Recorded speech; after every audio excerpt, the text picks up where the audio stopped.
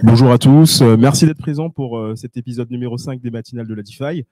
Vous l'avez compris, puisque vous êtes fidèles à nos rendez-vous, l'idée est d'aborder un ensemble de thématiques liées au secteur du Web3, de la DeFi, avec l'idée justement de faire un petit peu cette transition entre la TradFi et la DeFi sur plusieurs sujets. Là, ce matin, on a choisi avec notre maître de cérémonie habituel que vous connaissez, Mehdi Labani, d'aborder le sujet de la formation et du recrutement dans le Web3. Au-delà des financements, au-delà effectivement des use cases, c'était un point important qu'on voulait mettre en exergue. Connaître aujourd'hui un peu le panorama des formations qui existent. On voit qu'il y en a plusieurs qui existent depuis un certain nombre d'années. On a d'autres justement qui se lancent. Donc l'idée, c'était de connaître un petit peu les avantages comparatifs de chacun, de comprendre un petit peu aussi les attentes de marché. Donc ça, c'est la première session, première table ronde. Et la seconde session, connaître un petit peu les profils justement qui sont recherchés à la fois donc, par ces nouvelles startups du secteur, mais également aussi d'acteurs un peu plus traditionnels comme les banques qui commencent un petit peu à observer le sujet. Du coup, je vais passer directement la parole à Mehdi et à ses invités. Et pour ceux qui sont connectés sur le web, je vous souhaite une très bonne matinale. Merci à vous. Merci à toi Cyril pour cette introduction. En tout cas, je suis ravi d'être là parmi vous dans cet épisode numéro 5 de la matinale. L'idée d'être là à Finance Innovation, je vais faire une courte introduction de quelques secondes. Il ne faut pas oublier que le prétexte de la blockchain en 2008, c'était plus ou moins la crise financière. La blockchain a donné des propositions de valeur très intéressantes. Finance Innovation n'a pas été à la traîne. Déjà, vous avez fait avec des professionnels beaucoup de recherches et de livres blancs. Celui que j'ai beaucoup apprécié, le livre blanc 2019, par lequel il y avait déjà une étude sur les métiers de l'avenir. On a parlé d'intelligence artificielle déjà en 2019 et l'informatique quantique et bien entendu la blockchain, les trois secteurs qui impactent l'ingénierie financière parce que de là, tout va passer. Je suis ravi d'accueillir des intervenants de très haute qualité et qui interviennent dans l'écosystème. En tout cas, je salue les présents ici qui ont eu le courage de venir très tôt le matin parmi nous. Donc, je vous salue à tous et à toutes. Et je salue aussi les personnes présentes avec la connexion par la retransmission en digital. Donc, en tout cas, je vous souhaite une très bonne matinée. Vous allez passer 1 heure avec nous et j'espère la plus agréable possible. Donc, j'essaie plus ou moins d'introduire les personnes et je vais faire des courtes mini-présentations de vos profils. Excusez-moi si cette présentation, elle sera pas forcément, qui ne parlera pas de toutes vos qualités et de toute votre expérience professionnelle. Je vais commencer par toi, Bilal. Donc, mathématiques appliquées, plus une formation de SCP, pluridisciplinaire dans l'entrepreneuriat. Donc, tu as créé OSAFE, c'est ça. Après, Après, avec Dogami, Pirates Lab et actuellement BBS, une école par laquelle je te poserai la question tout à l'heure. Quels sont le public auquel tu t'adresses? Donc voilà, un écosystème à toi tout seul, excusez du peu. Et c'est vraiment intéressant de suivre ce que tu as à faire et je te poserai d'autres questions. À ta gauche, nous avons Jérémy Vauquier, titulaire et diplômé de sciences politiques, voilà, qui était responsable chez Simplon. Et après, il a créé l'école Alira, qui était une des grandes écoles dans l'écosystème et par laquelle j'ai croisé mon chemin dans cette école-là. C'est une école qui était présente, qui a formé 1500 personnes. Excusez du peu, il y a beaucoup d'acteurs dans l'écosystème qui ont déjà fait la formation Alira. Donc, je te poserai aussi la question sur le présent et l'avenir de ta structure. À ta gauche, nous avons Akli. Bonjour, bon réveil, voilà, parmi nous. Donc, Akli, avec son associé Julien Achard, il a cofondé Cryptophilo, donc un organisme de formation, une plateforme de formation hybride sur les crypto-monnaies. Akli est toujours connu. D'ailleurs, tu as intervenu dans beaucoup de talks. Je t'ai toujours apprécié les événements auxquels tu participes. Je tiens à rappeler qu'il est fonctionnaire du ministère de l'économie, où il a servi des missions d'investigation et de formation liées aux crypto-monnaies. Il a contribué au futur cadre de régulation, l'OCDE. Voilà, super. Ainsi à divers travaux interministériels. Triple formation profil d'informaticien autodidacte sur l'Unix depuis 20 ans, diplômé en droit et de fiscalité. Bienvenue à toi, cher Akli. À ta gauche aussi, nous avons Christophe. Christophe, je tiens à te représenter par le dernier poste que tu as présenté, c'est président de MetaOps. Donc, quelque part, tu vas nous dire tout à l'heure, c'est quoi MetaOps, par laquelle moi j'ai pris un grand plaisir d'échanger avec toi et d'apprendre davantage, et on va éclairer le public sur cette structure. On peut dire que c'est un observatoire international qui étudie le potentiel économique du métaverse, Voilà. Lorsqu'on parle du Web3, on parle aussi du métaverse. Tu animes des groupes de réflexion de décideurs débouchant sur des publications. Et c'est toujours très intéressant qu'il y ait une personne qui se dévoue à acculturer les décideurs, parce que parfois, lorsqu'on entend la presse ou la télévision, parfois on est un peu sidéré que certaines personnes ne maîtrisent pas leur sujet. À ta gauche, nous avons Hervé Alexandre, professeur à l'université très connue, Paris-Dauphine, pour ceux qui ne la connaissent pas, avec des masters de renom. Le master par lequel tu diriges, c'est le master 224 dans la banque et de la finance.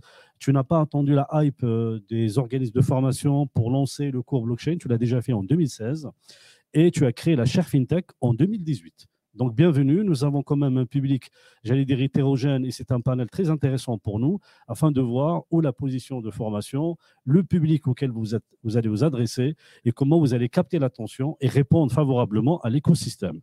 Ben, tu es à ma gauche. Je vais commencer par toi, Bilal. J'ai envie de te poser la question.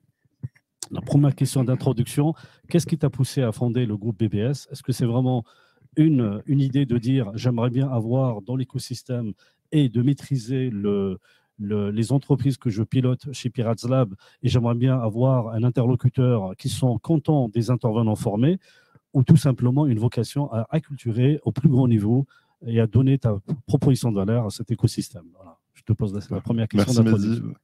Bonjour tout le monde. Alors, c'est un petit peu des deux et un peu plus pour redonner un petit peu de contexte. Moi, je gère un petit peu tout ce que je fais depuis Pirates Lab, qui est un peu la holding.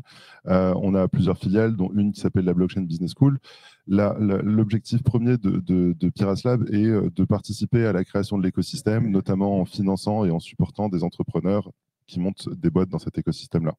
Et on a à date aujourd'hui une trentaine de boîtes dans lesquelles on a investi. Et il y en a 5-6 qui ont levé plus de 10 millions d'euros et qui ont donc recruté énormément de personnes. Et on a 4 boîtes qui sont arrivées à plus de 50 employés. Et j'ai personnellement participé au recrutement de ces peut-être 75, 60 employés moi-même. Et j'ai noté deux choses. Le premier, c'est qu'il y avait un énorme manque d'humilité des candidats, manque d'humilité au niveau de l'espérance salariale, manque d'humilité au niveau de leur remise en question sur leurs connaissances. Et de manière générale, j'ai remarqué qu'il fallait au moins 3 mois pour une recrue atteindre, on va dire, une vitesse de croisière. On a aussi payé énormément de fees pour des chasseurs de tête. C'était indécent. Et du coup, à la croisée, à la conjonction de ces 3 points, on s'est dit, bah, tiens, ça fait sens de créer une école avec différents programmes de formation, dont un qui dure 3 mois, qui va permettre aux candidats d'arriver prêts. Et aussi d'utiliser cette école comme une source, un vivier d'employés qui pourraient rejoindre cet écosystème qu'on est en train de créer, mais aussi d'entrepreneurs qui pourraient venir créer une boîte dans cet écosystème-là. Donc voilà d'où le besoin est venu. Et après, peut-être, on pourra revenir sur la typologie de formation qu'on a voulu adresser. Merci beaucoup, Bilal, pour cet éclairage. Bien entendu, on va éclairer un peu plus, on va rentrer dans le détail tout à l'heure. Je te repose la parole, cher Jérémy. Toi qui étais dans une institution de formation qui est Simplan, tu es passionné de la blockchain depuis 2013, donc tu as vu vraiment le potentiel de cette technologie. Qu'est-ce qui t'a poussé de fonder l'organisme Alira et de pouvoir donner à l'écosystème une réponse, d'autant plus pour l'employabilité, pour aider les personnes à trouver du travail et tout simplement aider l'écosystème à se positionner avec les formations développeurs, chef de projet, après c'était consultant. Qu'est-ce qui t'a motivé? Est-ce que c'est vraiment cette voix qui te dit j'aime bien la blockchain, mais je pense que je suis le seul à le maîtriser, ou tout simplement de dire il faut absolument que je lance cette structure et il y aura d'autres organismes qui vont me suivre par la suite? Bon, c'est un constat très simple que je fais en 2018, en gros, qui est que d'une part, il y a un besoin au niveau des entreprises d'avoir des compétences et des talents qui viennent peupler cet écosystème qui est en train de se structurer à l'époque. Et de l'autre côté, plein de gens qui sont talentueux, qui ont des potentiels qui sont importants, mais qui ont besoin et qui ont envie de se former. Et entre les deux, une absence quasi complète, alors et complète en tout cas au niveau de la formation continue. À l'époque, on avait déjà quelques organismes au niveau de la formation initiale qui s'étaient positionnés, mais en formation continue, il n'y avait rien. Et du coup, j'avais une espèce d'incompréhension en fait. Je me disais, mais les entreprises en ont besoin, les gens veulent se former, et personne ne le fait. Et ça me dépassait un petit peu. Et donc, je me suis dit, il faut corriger cette anomalie, quoi. J'ai toujours été convaincu que plein d'autres suivraient. Et évidemment, quand les gens veulent manger du pain, c'est normal qu'il y ait plein de boulangeries qui ouvrent. Mais en 2018, on était dans une situation où il y avait personne et il y avait besoin d'avoir un organisme qui prenne cette épopée-là. Voilà. Et puis moi, la blockchain, c'est une techno qui m'a toujours parlé parce que je considère que c'est une techno qui est fondamentalement, qui porte des valeurs d'émancipation qui sont très fortes, qui permet de rendre les individus plus responsables, plus autonomes, plus libres, qui permet aux individus de collaborer entre eux à large échelle de la manière dont ils veulent. Et ça, c'est des valeurs qui me parlent énormément et que j'avais envie de porter et de défendre avec Alira. Merci beaucoup, Jérémy. Je reviendrai vers toi pour te poser la question. Comment on fait une bonne formation? Je te poserai la question à toi, cher Akli. Tu étais un observateur. Déjà, tu occupais ton poste au ministère des Finances. Donc, tu avais vraiment l'incompréhension de certains acteurs au sein des ministères. Parfois, ils sont complètement... C'est comme le chat et l'eau. Lorsqu'on parle de crypto-monnaie, du Bitcoin, on a toujours des personnes qui commencent à dire « Oh là, attention, au secours ». Donc, tu as fait un effort extraordinaire au sein des ministères en formant, en essayant de donner à certaines peurs leur juste valeur, mais pas plus, pas moins. Et tu as essayé plus ou moins de dire, ce rôle que je suis en train d'occuper ne suffit pas. Il faut absolument que je me jette dans le bain, de former encore. Et c'est pour cela que tu as créé Cryptophilo, par laquelle j'ai suivi le lancement dans beaucoup d'événements. Est-ce que tu peux nous dire, qu'est-ce qui t'a poussé vraiment à dire, il faut que je fonde cet organisme, il faut que je propose quelque chose au sein de ministères et pas seulement au-delà, avec les professionnels, les institutionnels? Bonjour à tous. En fait, c'est quelque chose qui a commencé avant que je rentre dans l'administration. Déjà, mon intérêt pour les crypto-monnaies et la blockchain, la philosophie du libre, les nouvelles technologies et notamment Linux. Et les crypto-monnaies, c'est une prolongation de ça pour moi dans la philosophie. Ce que disait Jérémy sur le fait de rendre autonomes les individus, mais également les organisations et les professionnels vont peut-être avoir plus de marge de manœuvre et peut-être améliorer pas mal de process en utilisant ces technologies-là. Sur le plan de l'adaptation à ces nouvelles technologies, en fait, ce qui se passe, c'est que dans toutes les structures un petit peu complexes, il y a une résistance au changement. Donc, qu'il s'agisse de structures privées ou de structures publiques. Alors, pour les structures publiques, j'ai pu le constater par moi-même, mais quand je travaillais chez Airbus avant, il y avait un petit peu la même résistance. 2011, parler de Bitcoin, c'était un petit peu, voire très compliqué. Ça l'est encore aujourd'hui pour beaucoup d'acteurs. Donc, il y a beaucoup de vulgarisation à faire. Et l'idée de Cryptophilo, c'est d'avoir une approche qui est incrémentale, de commencer par les fondamentaux techniques, parce que Bilal a parlé d'humilité. Cette humilité qu'on devrait tous avoir, c'est une technologie, ce sont des technologies, il y en a plusieurs déjà, il n'y a pas que la blockchain. Il y a plusieurs types de registres distribués. Ça va très vite. Donc en fait, il faut savoir se remettre en cause, et c'est valable également pour les organisations qui pensent détenir les compétences en interne, mais qui ne les ont pas nécessairement. Et c'est la même chose pour les candidats, comme le souligne Bilal. Merci beaucoup, Akli. Je te poserai tout à l'heure des questions pour voir à qui s'adresse la formation et comment on pourra faire une belle réponse aux professionnels, parce que tu t'adresses beaucoup plus aux professionnels que le grand public. Très bien. Je m'adresse à toi, cher Christophe. Dans quelque part, lorsqu'on parle du Web3, il y a plusieurs choses auxquelles on y pense. C'est la crypto-monnaie, c'est le moyen de paiement, c'est la blockchain, mais c'est aussi les NFT. Il n'y a pas longtemps, c'était la hype des NFT. Avant, on pouvait lever des sommes lorsqu'on avait un projet NFT. C'est un peu moins le cas aujourd'hui. Il faut absolument présenter quelque chose de vraiment soutenu. Et on parle aussi de métaverse. Parfois, on a des incompréhensions. Ça ne me rajeunit pas de dire à l'époque, lorsqu'on avait un téléphone WAP, on disait ça ne marche pas, mais il va venir le jour où on aura des téléphones qui vont marcher avec l'Internet, et il fallait avoir 4 à 5 ans. Et j'avais envie de te poser la question, qu'est-ce qui a motivé MetaOps de dire, nous croyons au métaverse, nous allons faire des formations, nous allons accompagner les recherches, parce que c'est vraiment le positionnement, j'allais dire, un peu haut de gamme dans ce que vous êtes en train de faire. Et aussi, j'aurais bien aimé envie de te poser la question sous-jacente. Qu'est-ce que tu en penses sur l'avenir de Metaverse? Et c'est pour cette raison que j'aimerais bien te dire de nous donner un peu plus d'infos, s'il vous plaît. Alors, qu'est-ce qui nous a amené à penser à ce potentiel du Metaverse? C'est que déjà, expérience personnelle, je suis business angel à force d'accompagner des projets entrepreneuriaux. Là, ça fait maintenant 2 ans. on commence à voir tous les écueils, toutes les difficultés, et on commence à se faire une idée de plus en plus précise de ce qui constitue le squelette, le b.a.-ba de ce que tout décideur devrait commencer à comprendre pour pouvoir essayer de se projeter. Et on se rend compte que plus on creuse les technologies, plus il y a des possibilités, mais encore faut-il avoir passé la barrière de l'imagination à maîtriser le b.a.-ba, vraiment le b.a.-ba de ce qu'est la crypto, l'intelligence artificielle, etc. Et on s'est dit qu'il y avait un enjeu qui était important. Alors, tu l'as pas dit, moi je travaille dans un grand groupe, je travaille chez HSBC, j'ai occupé un poste de directeur de l'innovation, donc je sais à quel point c'est important d'éclairer les décideurs et de les conseiller. J'accompagne le secrétaire général de la banque. C'est un sujet qui est extrêmement important, il faut en continuer de parler de ces sujets-là sur les thématiques qui nous intéressent. Pour la question suivante, parce que HSBC m'intéresse. Ah bon. Deuxièmement, on travaille depuis un certain temps, les doigts dans la main, avec le pôle finance innovation. Et la formation est un sujet très important chez eux. On a mené pas mal d'expérimentations dans le domaine et on s'est rendu compte que ça valait le coup d'envisager d'essayer de tirer vers le haut le sujet du métaverse qui est assez flou.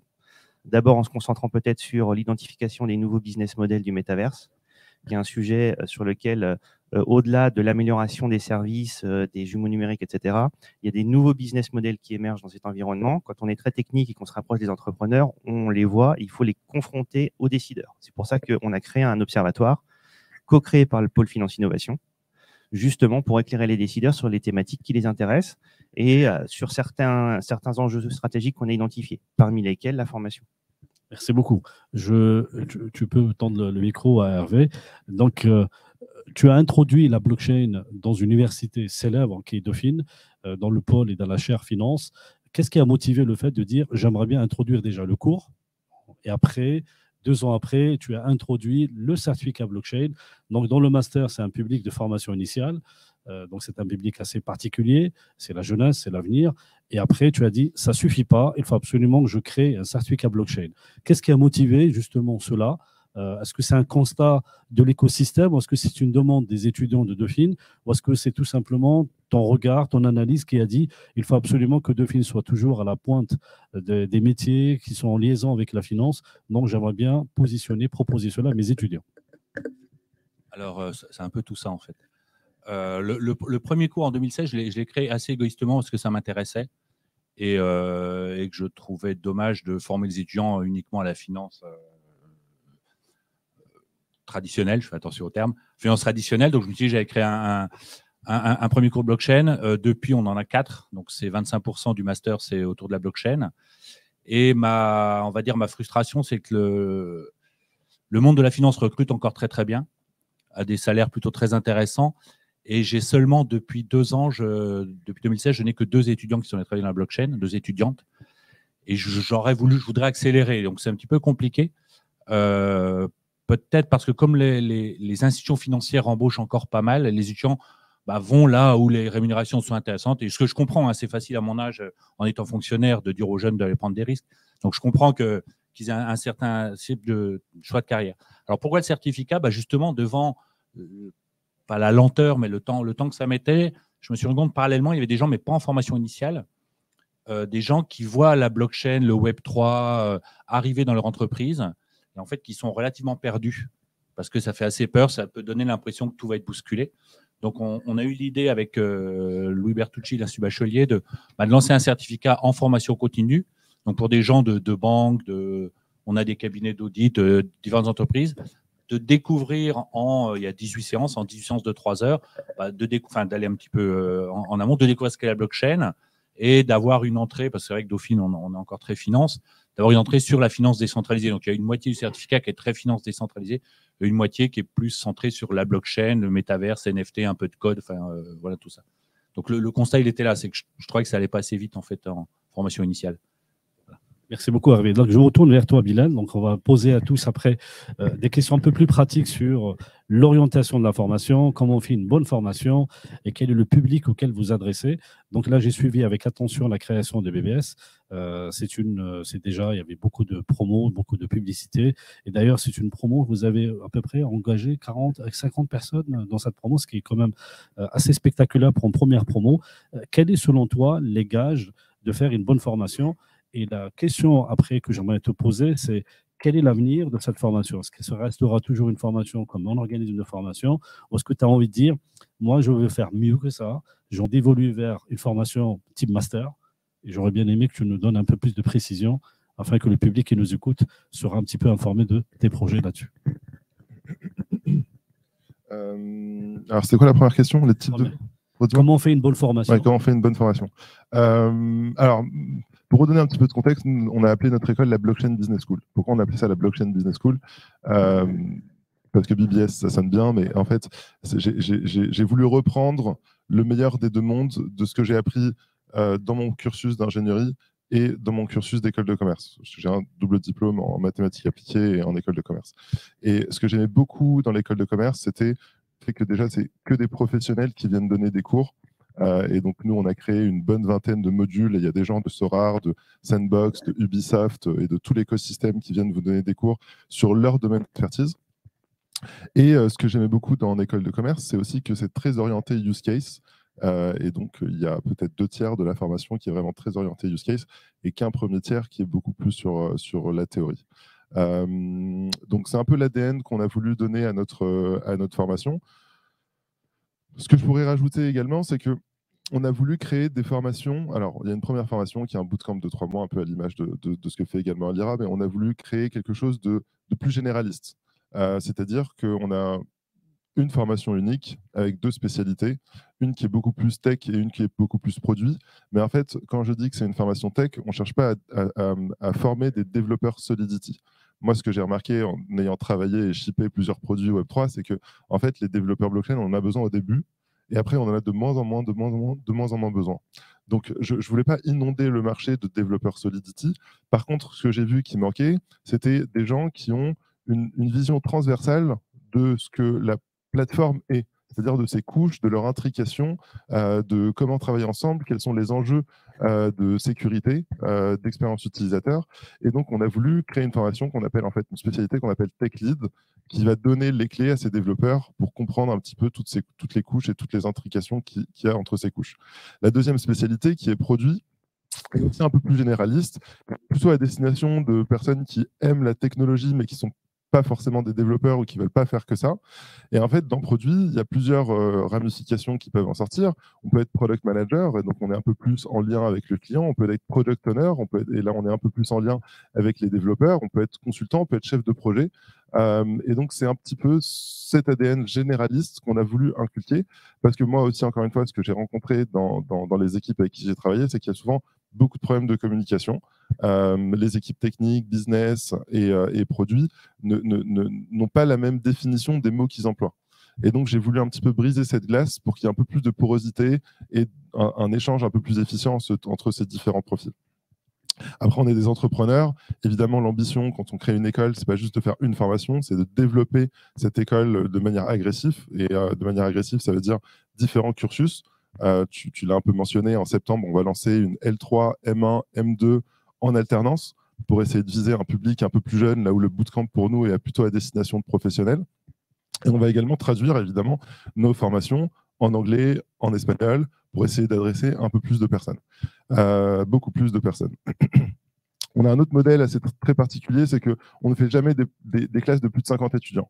Dès qu'il y a 50 étudiants, une promo commence et les futurs étudiants seront dans la promo suivante. Pourquoi on fait ça? Parce qu'on veut garder encore beaucoup de proximité avec les étudiants. Et obviously, plus il y en a, plus c'est difficile de garder cette proximité. Donc voilà un peu ce que j'ai à dire sur les particularités et les ambitions de la BBS. Merci beaucoup, Bilal. Bien qu'on peut avoir ce que tu es en train de dire avec beaucoup plus de nuances, dans le domaine de recrutement, on cherche des devs. Et tu as tout à fait raison, je partage ton point de vue. C'est déjà important d'avoir une personne qui essaie de parler le même langage. Et d'ailleurs, dans la thématique qu'on va voir dans la deuxième table ronde, on va parler des difficultés de recrutement et quels sont les profils que les entreprises recherchent. On cherche un mouton à 5 pattes et c'est assez compliqué. Et je pense que ce que tu dis s'associe et s'inscrit dans la durée et dans le futur. Ma question à toi, cher Jérémy, quelle est ta réaction par rapport à ce que vient de le dire? Comment on peut faire une formation encore chez Alira? Est-ce que la vision 2023-2024 est toujours la même, vu que le marché change et les attentes des entreprises n'est pas le même? Quelle est ta vision? Parce que c'est très important d'avoir ton recul aussi. Ma vision, elle est assez simple. Pour moi, le marché, il est en expansion et donc il est logique qu'il y ait plein d'acteurs qui se positionnent sur un marché en expansion. C'est quelque chose qui est normal pour un marché en expansion. Aujourd'hui, la vision d'Alira, c'est vraiment de fournir les formations de la meilleure qualité possible et qui répondent précisément aux besoins des entreprises qui recrutent. Et on est en lien avec les entreprises depuis bientôt 4 ans, donc on a une bonne vision des besoins de ces entreprises. Et donc l'idée, c'est de décliner ça sur différents parcours. D'un côté, des parcours qui sont en 12 semaines, qui vont former des profils qui vont être employables à la fin du parcours, donc notamment consultants, des profils de développeurs, principalement tournés vers Ethereum, et des profils de spécialistes en finance décentralisée, puisqu'on est sur la matinée de la DeFi. 12 semaines juste sur la DeFi, c'est pas trop pour commencer à comprendre ce que c'est que la DeFi et comment ça fonctionne. Et puis des parcours de spécialité en 6 semaines, donc un peu plus dense, un peu plus ramassé, sur le fait de développer des collections de NFT, donc une spécialité pour les développeurs, et des stratégies autour du fait de comment est-ce qu'on fait pour lancer un token, puisqu'on parle tout le temps de « OK, on lance des tokens, c'est super, c'est génial », mais donc comment est-ce qu'on fait concrètement, et donc ça, c'est le dernier module de spécialité qu'on a sorti. Et justement, la question sous-jacente, mais comment tu fais pour recruter les apprenants? Parce que développer en 2 semaines, c'est peu. Est-ce qu'il y a un effort de rechercher les bons profils pour que les 2 semaines, c'est vraiment le bon timing pour donner au marché un gage de sécurité, de sérieux? Comment vous faites pour recruter? On ne peut pas former un développeur blockchain from scratch en 12 semaines. Si je viens là devant vous et que je vous dis 12 semaines, vous êtes développeur blockchain from scratch, vraiment, je prends tout le monde pour une andouille, ça ne fonctionne pas, quoi. Par contre, ce qu'on peut faire, c'est from un développeur Web 2 en 12 semaines, ça c'est gérable, ça on sait faire. Donc, notamment sur développeurs, il y a des prérequis. Sur consultants, il y a des prérequis aussi, mais ils vont être, ils ont plus trait au background professionnel de la personne qui entre sur le programme. Voilà. Et après, comme on fait des bonnes formations, et pour moi, il y a trois ingrédients qui sont un peu clés, hein. La première chose, c'est de confier la production des contenus, la production des cours à des gens qui sont spécialistes des sujets sur lesquels ils interviennent. Donc, on travaille avec des gens qui viennent de chez AAV, par exemple, de chez Kleros. Quand on travaille sur les standards de l'industrie, c'est des gens de chez OpenZeppelin qui interviennent. Et on pourrait décliner ça quand on intervient sur des notions juridiques, c'est des gens de chez Orwell, le cabinet d'avocats qui est spécialisé sur la question qui viennent. Donc, on décline ça sur l'ensemble des thématiques. L'idée, c'est à chaque fois d'aller chercher les gens qui sont spécialistes. Et à mon avis, la deuxième chose, c'est d'avoir un format qui s'adapte à la vie des gens. Puisqu'en fait, pour les apprenants, ils vivent la formation, comment dirais-je, de leur point de vue, quoi. Donc, de leur point de vue, c'est quoi? En fait, ils travaillent la journée. Ils n'ont pas 50 heures à y consacrer forcément dans la semaine. Donc, il faut que la formation elle soit construite autour de leurs besoins à eux. Et donc, ça veut dire, à mon sens, avoir un format mixte entre de l'asynchrone et du synchrone.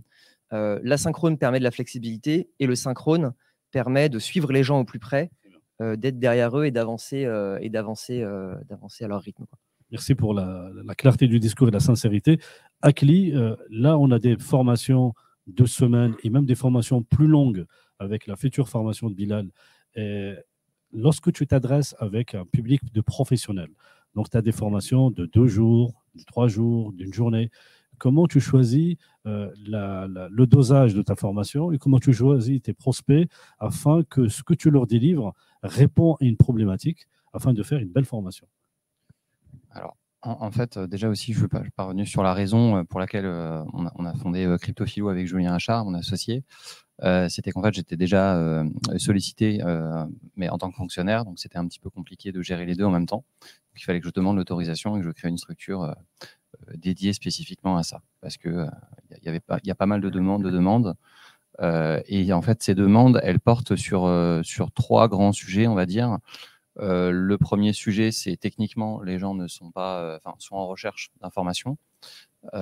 Juridiquement, il y a énormément d'incertitudes, vous le savez, sur le plan de la loi, sur le plan de la comptabilité, sur le plan de la fiscalité. Donc, ça fait, on va dire, on nage en eau trouble. En France, mais dans d'autres pays, c'est pas forcément plus évident aussi. Et enfin, il y a un dernier aspect qui est l'aspect central pour des professionnels, qui est l'innovation au sens comment fonctionne un marché, comment fonctionne la liquidité, vers où va aller le volume, est-ce qu'il faut choisir telle technologie et pourquoi pas telle autre, et surtout quels sont déjà les cas d'usage. Par exemple, on se focalise beaucoup sur Ethereum et sur le Solidity, mais peut-être qu'il faudrait prendre de la hauteur et regarder un petit peu qu'est-ce qui fait que sur le long terme, dans une vague technologique, c'est jamais la première technologie qui l'emporte, c'est souvent la suivante en fait, ou celle d'après, qui tire profit des échecs des précédentes. Donc, en fait, ces choses-là sont expliquées dans la proposition de formation qui est centrale, qui s'appelle Innovation, et qui traite de ces aspects en 8 semaines qui sont pluridisciplinaires. Néanmoins, on met également à disposition 2 autres formations qui sont plus grand public, l'une portant sur les fondamentaux techniques, en revenant sur la philosophie d'origine des crypto-monnaies. Tu as fait allusion à la petite référence dans le premier bloc du Bitcoin qui fait référence à l'aléa moral en 2008, enfin, au 3 janvier 2009, et la deuxième qui porte uniquement sur les aspects de régulation, justement. Si Orwell, par exemple, a besoin de se former sur le droit des crypto-monnaies, ils pourront le faire voilà, sur cette formation-là. D'accord, merci beaucoup. En tout cas, je vois que le panel par lequel tout le monde vous adressez, il est assez large et ça permet justement de donner à chacun la formation qui lui convient afin de ne pas donner la même formation à tout le monde parce qu'on est toujours différent dans le profil professionnel. Je m'adresse à toi, cher Christophe. On a parlé dans notre échange quelque chose qui m'a beaucoup plu sur comment gommer l'illettrisme et tu m'as parlé d'illettrisme 3.0. Est-ce que tu peux me donner quelques précisions à moi et au public qui nous écoute? Qu'est-ce que tu vas entendre parler par lutter contre l'illettrisme 3.0, s'il te plaît? C'est une thématique de recherche chez nous. La raison pour laquelle on en parle, c'est qu'on se concentre beaucoup sur la formation professionnelle, sur des métiers techniques. On n'est pas très inquiet, il y a beaucoup de gens compétents. On a un système qui arrive à s'adapter à ça. Mais la formation fondamentale, c'est un autre sujet aussi. Si on a un gisement d'emploi dans le métaverse ou le Web3 à venir, dans un environnement où il n'y aura pas de frontières, où on sera en concurrence avec le monde entier, on ne peut pas se permettre de ne pas considérer aussi la formation fondamentale des décideurs, mais aussi des citoyens. Donc, c'est un vrai sujet de réflexion chez nous. Et on a décidé de choisir cet intitulé d'illettrisme parce qu'on pense que c'est une vraie barrière pour les gens. Et si les gens n'y ont pas accès, eh ben, ils ne seront pas capables d'aller chercher la croissance et les emplois. Alors, pourquoi on parle d'illettrisme?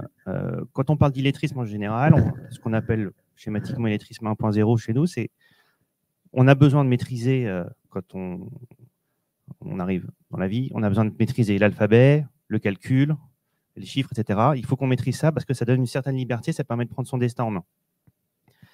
Mais il n'y a pas que ça. Il y a aussi l'étape d'après, l'illettrisme 2.0 pour nous, c'est le fait de maîtriser les tableurs, les traitements de texte, d'être à l'aise avec les formulaires en ligne, être capable de gérer les mots de passe. Ça paraît anodin, mais pour nos grands-parents, c'est toujours pas anodin. Et ça, c'est une vraie difficulté. Et les gens qui ne maîtrisent pas ça, ils n'arrivent pas à travailler dans les grands groupes, par exemple. C'est impossible. Et on pense que de la même manière, il y a vraiment un champ d'études sur quels sont les éléments fondamentaux élémentaires du Web3 et du métaverse, encore plus largement, inclut l'intelligence artificielle, etc., pour pouvoir justement accéder à tous ces emplois.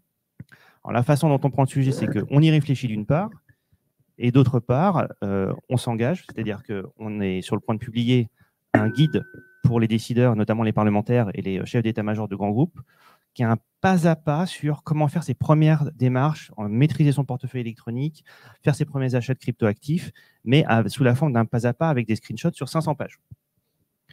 Et ça, c'est vraiment important parce qu'à la suite de ça, on va s'engager sur des formations et on va faire des formations gratuites pour les parlementaires en France et dans les pays de l'OCDE. On est en train de se faire aider par l'ambassade de France, par exemple, en Hongrie, pour pouvoir identifier justement quel est le bon canal pour pouvoir proposer ces formations, parce qu'il y a des acteurs du métaverse qui sont importants dans ce pays-là, donc c'est un sujet qui va devenir important pour leur propre économie. J'allais dire, mais qui paye les formations lorsque tu dis les formations pour les parlementaires gratuits?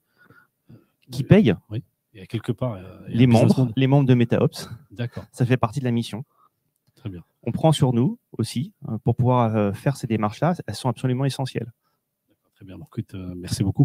En tout cas, si je veux, vers la fin de cette table ronde, de résumer, on a un public différent, on a des problématiques différentes, on a des formations qui puissent répondre à un besoin selon la formation de départ. Donc, comme il a dit Jérémy tout à l'heure, quelqu'un qui a déjà une formation dans le Web 2 solide, les 2 semaines, elles puissent le convenir.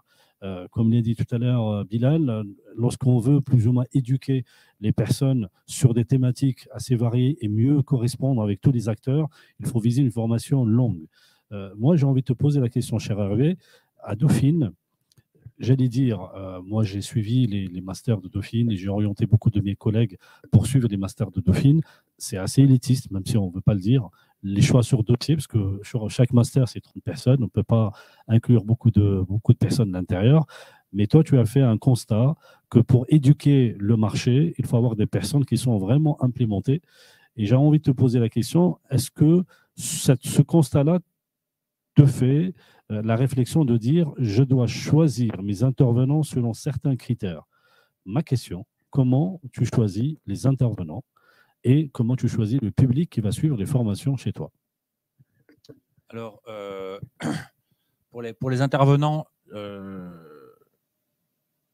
alors j'ai eu la chance de croiser les gens lors de différents événements, puis d'être intéressé par le sujet depuis longtemps. Donc les intervenants, un peu à l'instar de ce qui se fait par ailleurs, on a peu d'académiques, on va être honnête.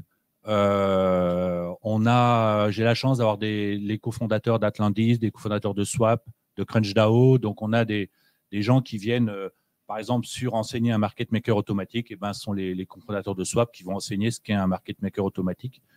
À mon avis, je pense que c'est ce qu'il y a de mieux à faire. Moi, je suis très intéressé théoriquement à la blockchain. Maintenant, dans le certificat que je viens d'ouvrir, je vais très peu intervenir. Je préfère encore une fois faire intervenir des gens praticiens. Pour les académiques, j'en profite.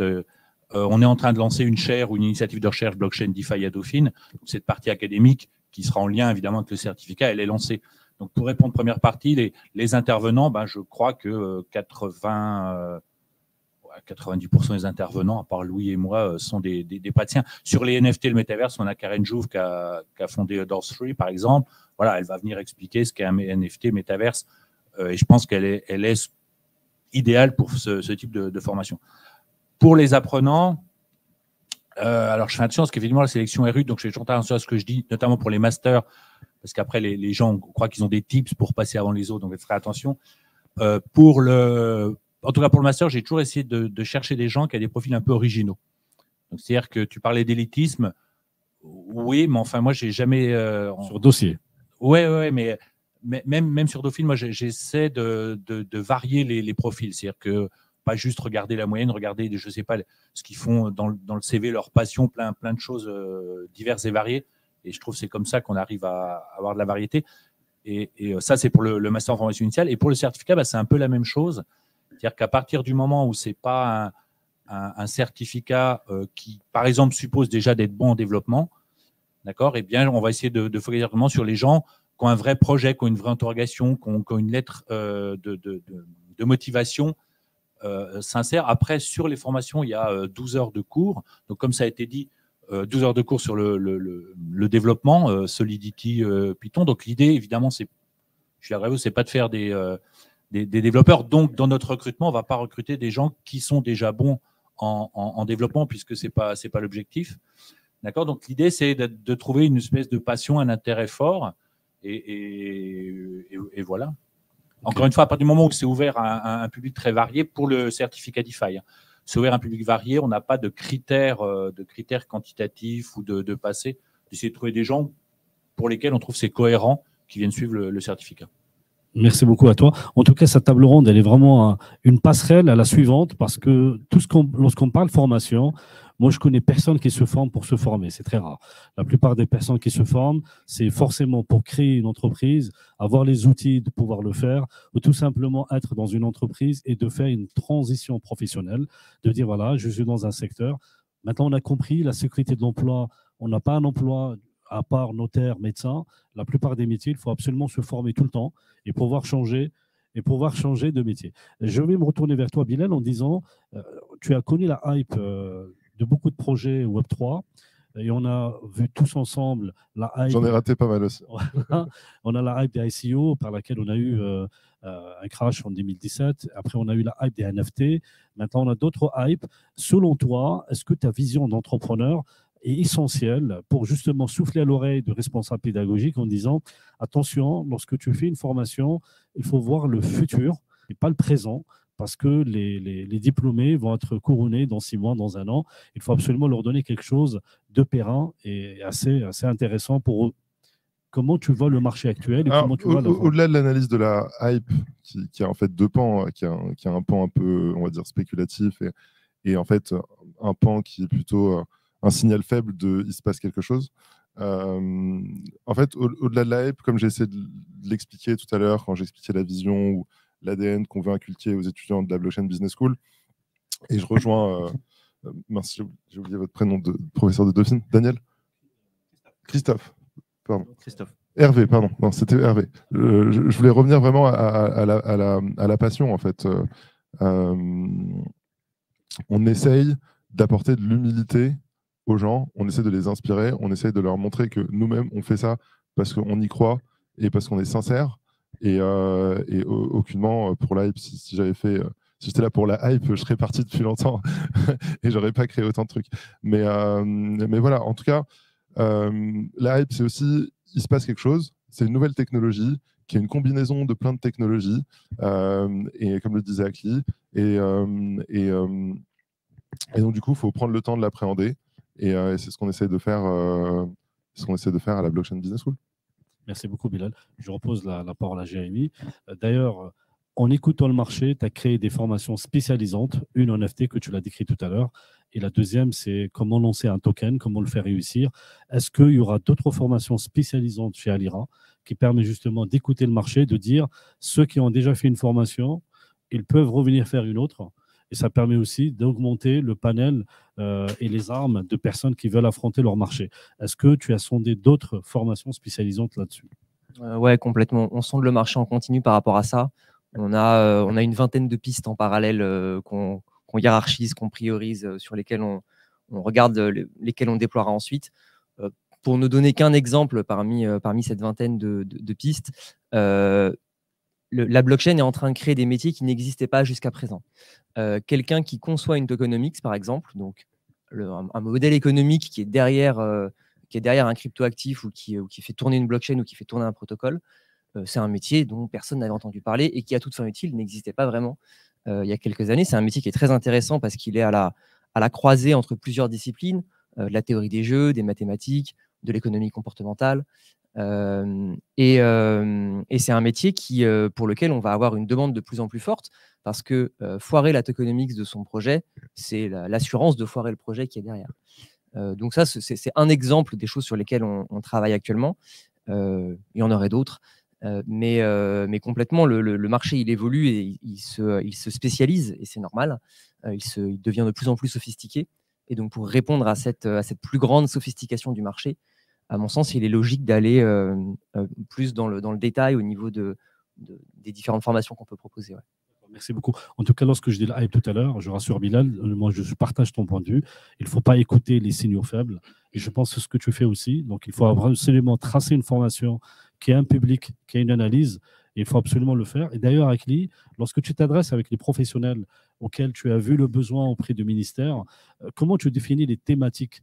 Est-ce que c'est vraiment les sollicitations de tes partenaires, ou est-ce que tout simplement tu es en train de dire attention, là je vois qu'il y a une piste d'incompréhension, j'aimerais bien vous faire l'acculturation et donc je vais vous faire une formation que moi je pense qu'elle est intéressante et pertinente, ou tout simplement tu t'adaptes à la demande des personnes qui viennent vers toi. Comment tu évolues ta formation? On a des discussions en cours avec typiquement deux structures, une dans le monde universitaire, grande école, et une autre dans le monde bancaire.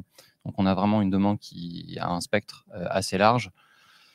Comme je l'ai dit, il y a énormément de demandes sur les aspects juridiques parce qu'en fait, c'est quelque chose auquel on ne pense pas nécessairement. On pense à déployer soit la transformation numérique d'une organisation existante, soit déployer un projet de zéro, ou en tout cas d'une idée, d'un concept de base. Mais on ne pense pas à ce qui nous paraît être à côté, mais qui en réalité encadre.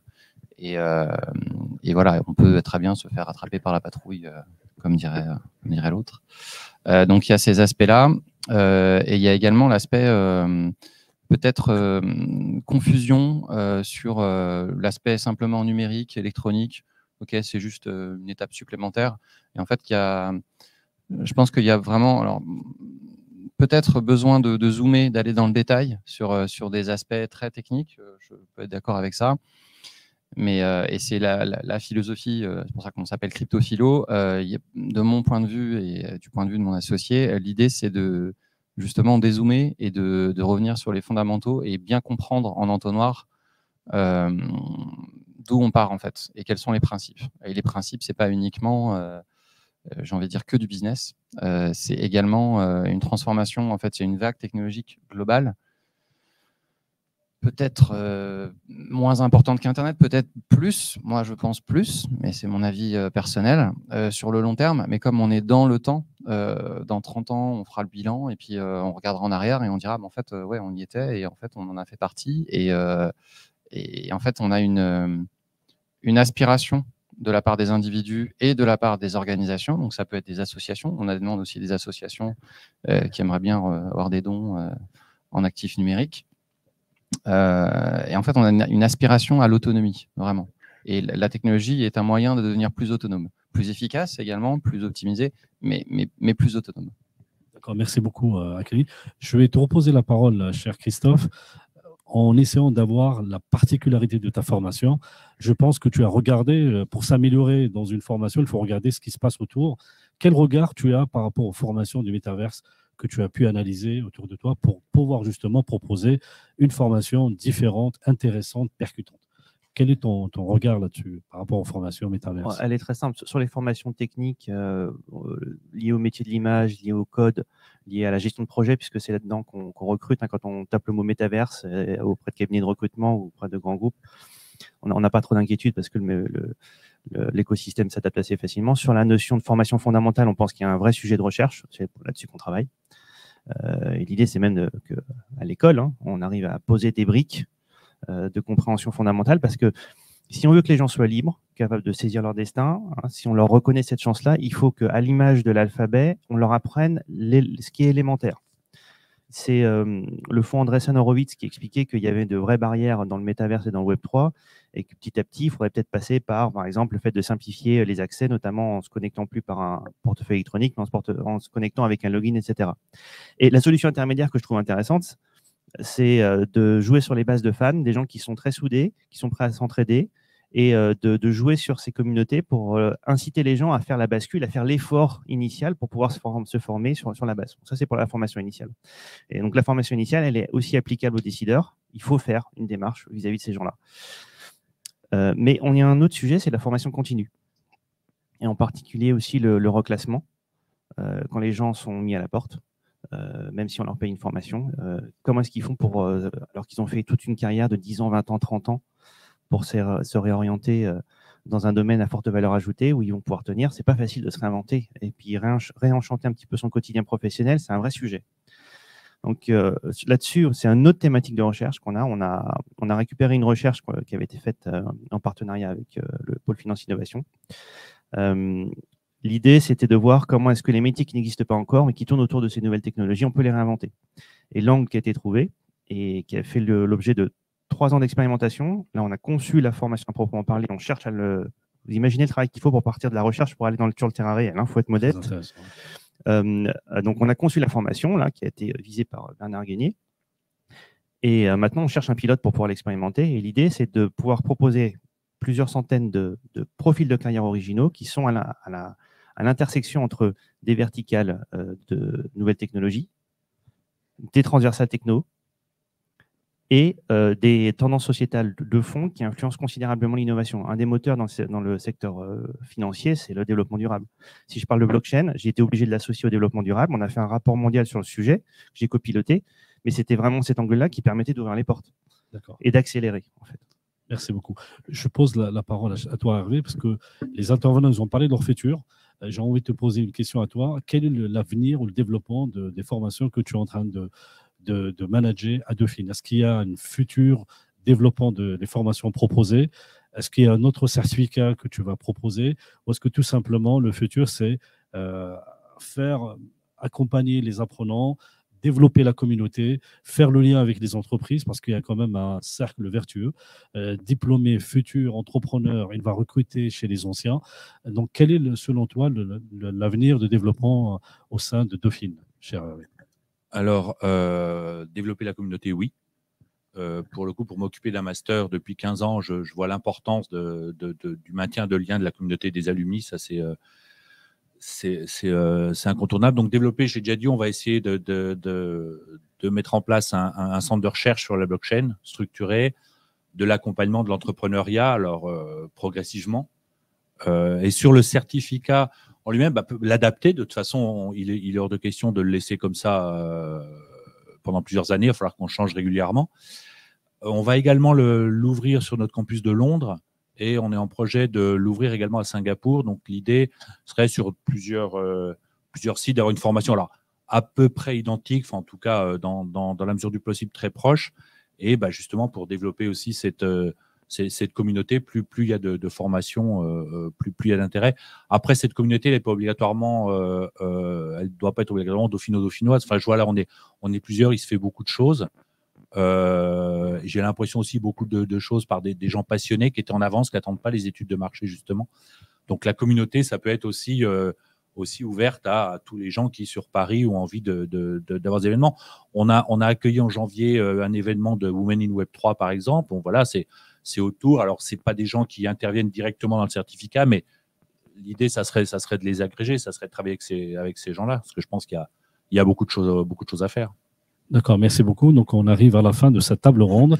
J'aurais aimé vous donner la parole 30 secondes chacun pour dire le mot, quel conseil vous donnez pour choisir une bonne formation, quelles sont les choses qui permettent à chacun de choisir la formation qui lui convient, parce que je vois qu'on vous adressez pas tous au même panel, ni à la même tranche d'âge, et c'est déjà excellent que je souhaite la réussite pour vous tous, parce que ça permet de donner quand même une réponse à l'écosystème, et je suis vraiment content de vous avoir dans le panel de cette table ronde. À toi, Bilal, comment on choisit? Quel conseil tu donnes pour choisir une bonne formation pour les personnes qui nous écoutent?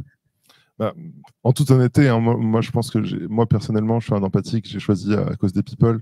Donc, allez rencontrer les gens et voyez s'il y a ce fit avec vous.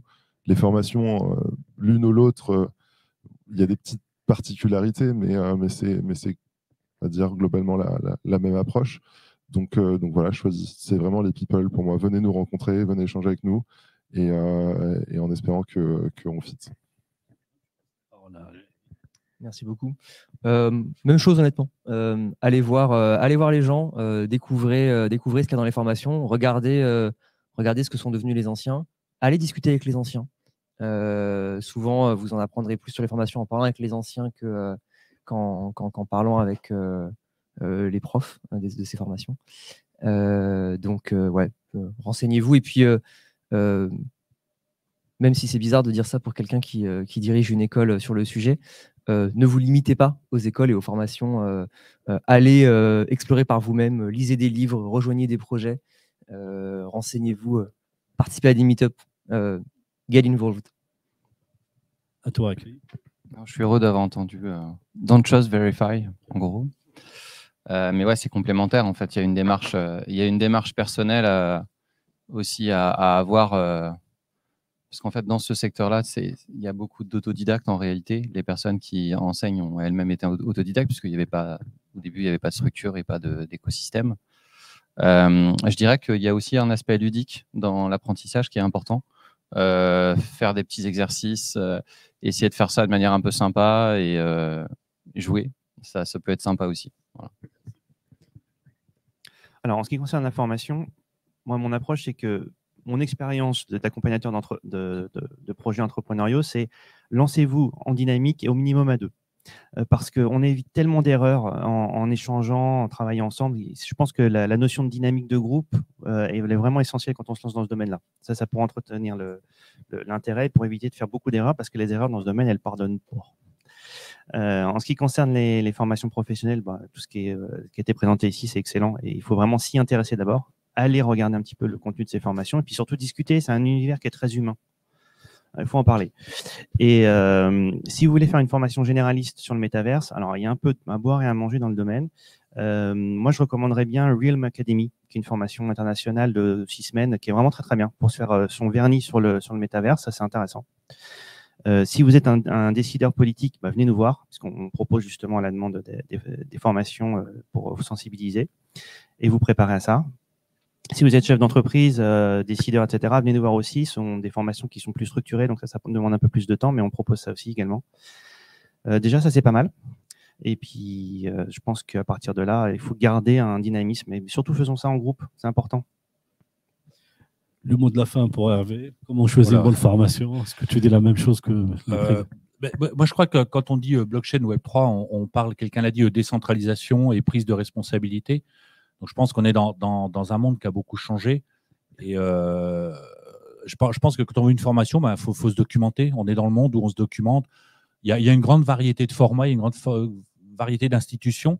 Donc, il faut se renseigner pour trouver soi-même celle qui colle le mieux techniquement, mais aussi en format, en nombre d'heures, en contact. Donc, je pense que c'est aujourd'hui, il y a un gros besoin, un gros intérêt de se renseigner soi-même, d'aller chercher. On n'est plus sur des trucs avec des… Alors, je suis dauphinois, mais on n'est plus sur un modèle où vous avez des grosses institutions qui descendent en disant, tiens, voilà, il y a cette formation, elle est la seule dans le coin. Aujourd'hui, il y a une diversité qui est super intéressante et qu'il faut que les apprenants potentiels prennent sur eux de faire, comme se créer un portefeuille électronique, quoi.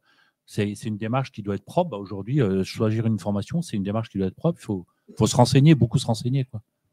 Je pense. En tout cas, merci beaucoup. Merci à vous d'être présents. Merci à nos panélistes qui nous ont fait cette table ronde. J'aurais aimé qu'elle soit beaucoup plus étendue. Et franchement, les sujets auxquels vous avez évoqués sont très intéressants et très utiles pour les personnes qui les écoutent, pour les personnes qui vont se former et pour ceux qui veulent chercher une formation. Donc, c'est quand même un lot d'informations utiles. Je remercie les présents. Je remercie ceux qui sont connectés en digital. Je souhaite une excellente matinée et je vous donne rendez-vous pour une autre matinée de la DeFi avec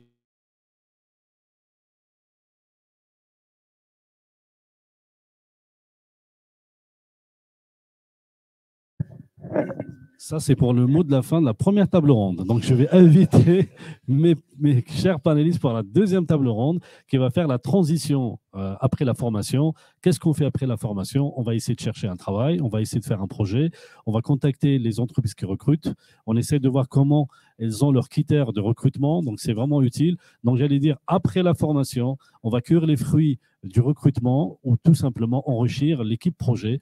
Donc, je vais inviter les panélistes qui vont me rejoindre, qui vont remplacer de la première table ronde pour la deuxième table ronde. Donc là, ce n'est pas fini. Restez avec nous. Merci à vous.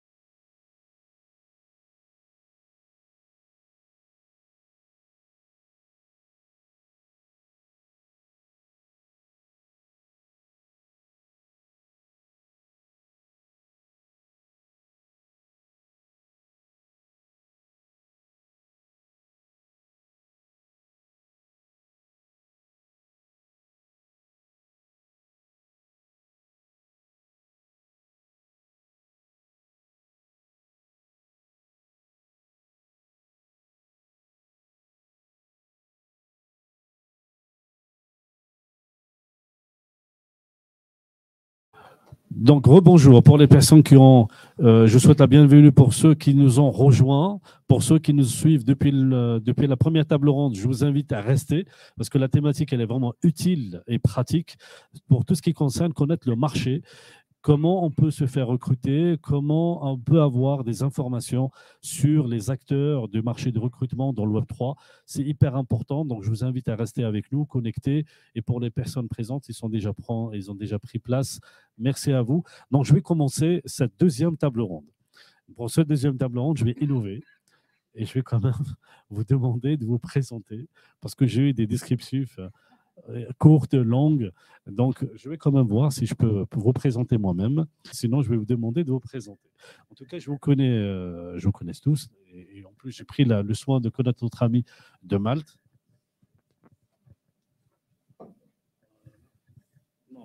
vais demander de vous présenter à chacune ton tour de rôle. Donc, je commence par toi. Tu lui donnes le micro. Donc, Nour, tu travailles chez Ubiki. Tu es responsable de vente. Donc, j'aurais bien aimé que tu te présentes auprès des auditeurs qui sont présents ici pour les personnes en digital. Qui es-tu? Qu'est-ce que tu fais et qu'est-ce qu'elle fait l'entreprise auquel tu es? Voilà, je te donne 40 secondes pour te présenter. Ok, super. Bonjour à tous. Moi, c'est Nour. Du coup, je suis Head of Sales chez Ubiki. Ubiki, c'est une HR and Tech agency spécialisée dans le Web 2 et le Web 3. On a pour objectif d'évangéliser, de conseiller, de former et de recruter les meilleurs talents du Web 3. On a eu l'occasion d'organiser d'ailleurs la Talent Fair en mars dernier avec la Paris Blockchain Week au salon du Westin Paris Vendôme. On a eu l'occasion de recevoir plus de 2500 personnes et où on a organisé plus de 300 meetings entre les candidats et les recruteurs. Et aujourd'hui, on accompagne les acteurs de ce marché dans le recrutement de profils sur de la tech, du web marketing, de la data et également des sujets d'intelligence artificielle ou encore de product. Donc voilà. Merci à toi pour cette courte présentation. Donc, on va connaître, en plus, c'est bien, hein, tu étais magnifique. À toi, Paul, de te présenter. Bonjour à tous. Alors pour ma part, je co-dirige Stack Talents, cabinet de recrutement Web3, pure Web3 en France et pas que. Et donc, bah voilà, nous on fait. Il ne faut pas le. Oui. Oui, bon, en deux mots, j'ai fait une formation d'ingénieur et de business et naturellement, je me suis intéressé à l'écosystème Web3. Et après avoir travaillé dans un grand groupe, voilà, j'ai rejoint l'écosystème qui me passionne. Et donc, l'idée derrière Stack Talents, c'est en effet d'arriver à, d'une part, connecter le Web3 à ses talents et avec évidemment les meilleurs talents et sur tout type de sujet, puisqu'on fait de la tech, on fait les profils support, junior, senior, on fait, voilà, on essaie d'accompagner au maximum les acteurs de l'écosystème, start-up jusqu'à la licorne, en passant par les acteurs traditionnels, des fondations, etc. etc. Et voilà, en deux mots, je pense que ça... Deux agences de recrutement. Donc, quelque part, Exactement. vous avez des similitudes. D'accord. Là, on a un recruteur. On a Nicolas. Donc, je vais te poser de te présenter, s'il te plaît. Bonjour à tous. Alors, je ne suis pas exactement un recruteur. Je suis Nicolas Falgueras, donc directeur Financial Services chez Malte. Donc, je suis en charge du développement de la relation entre Malte et l'ensemble des acteurs du secteur des services financiers, principalement banque, assurance, fintech, insurtech. Et donc, pour ceux qui ne connaissent pas Malte, hein, j'ai un peu de pression ce matin parce que je suis probablement le seul non-expert du Web3. Donc, j'ai une petite pression sur les épaules, puisque Malte donc, est une plateforme qui met en relation les freelances et les entreprises, et donc une plateforme généraliste donc, qui intervient sur tout type en fait, d'expertise, hein, que ce soit les métiers de la tech, de la data, mais également le conseil, le marketing, le design, etc.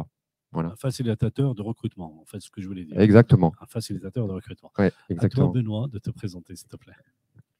Bonjour, je suis Benoît Koulécha, je suis fondateur de la Web3 Talent Fair, qui est la première job fair de l'ETSECI à Paris, qui se tiendra le 22 juillet prochain.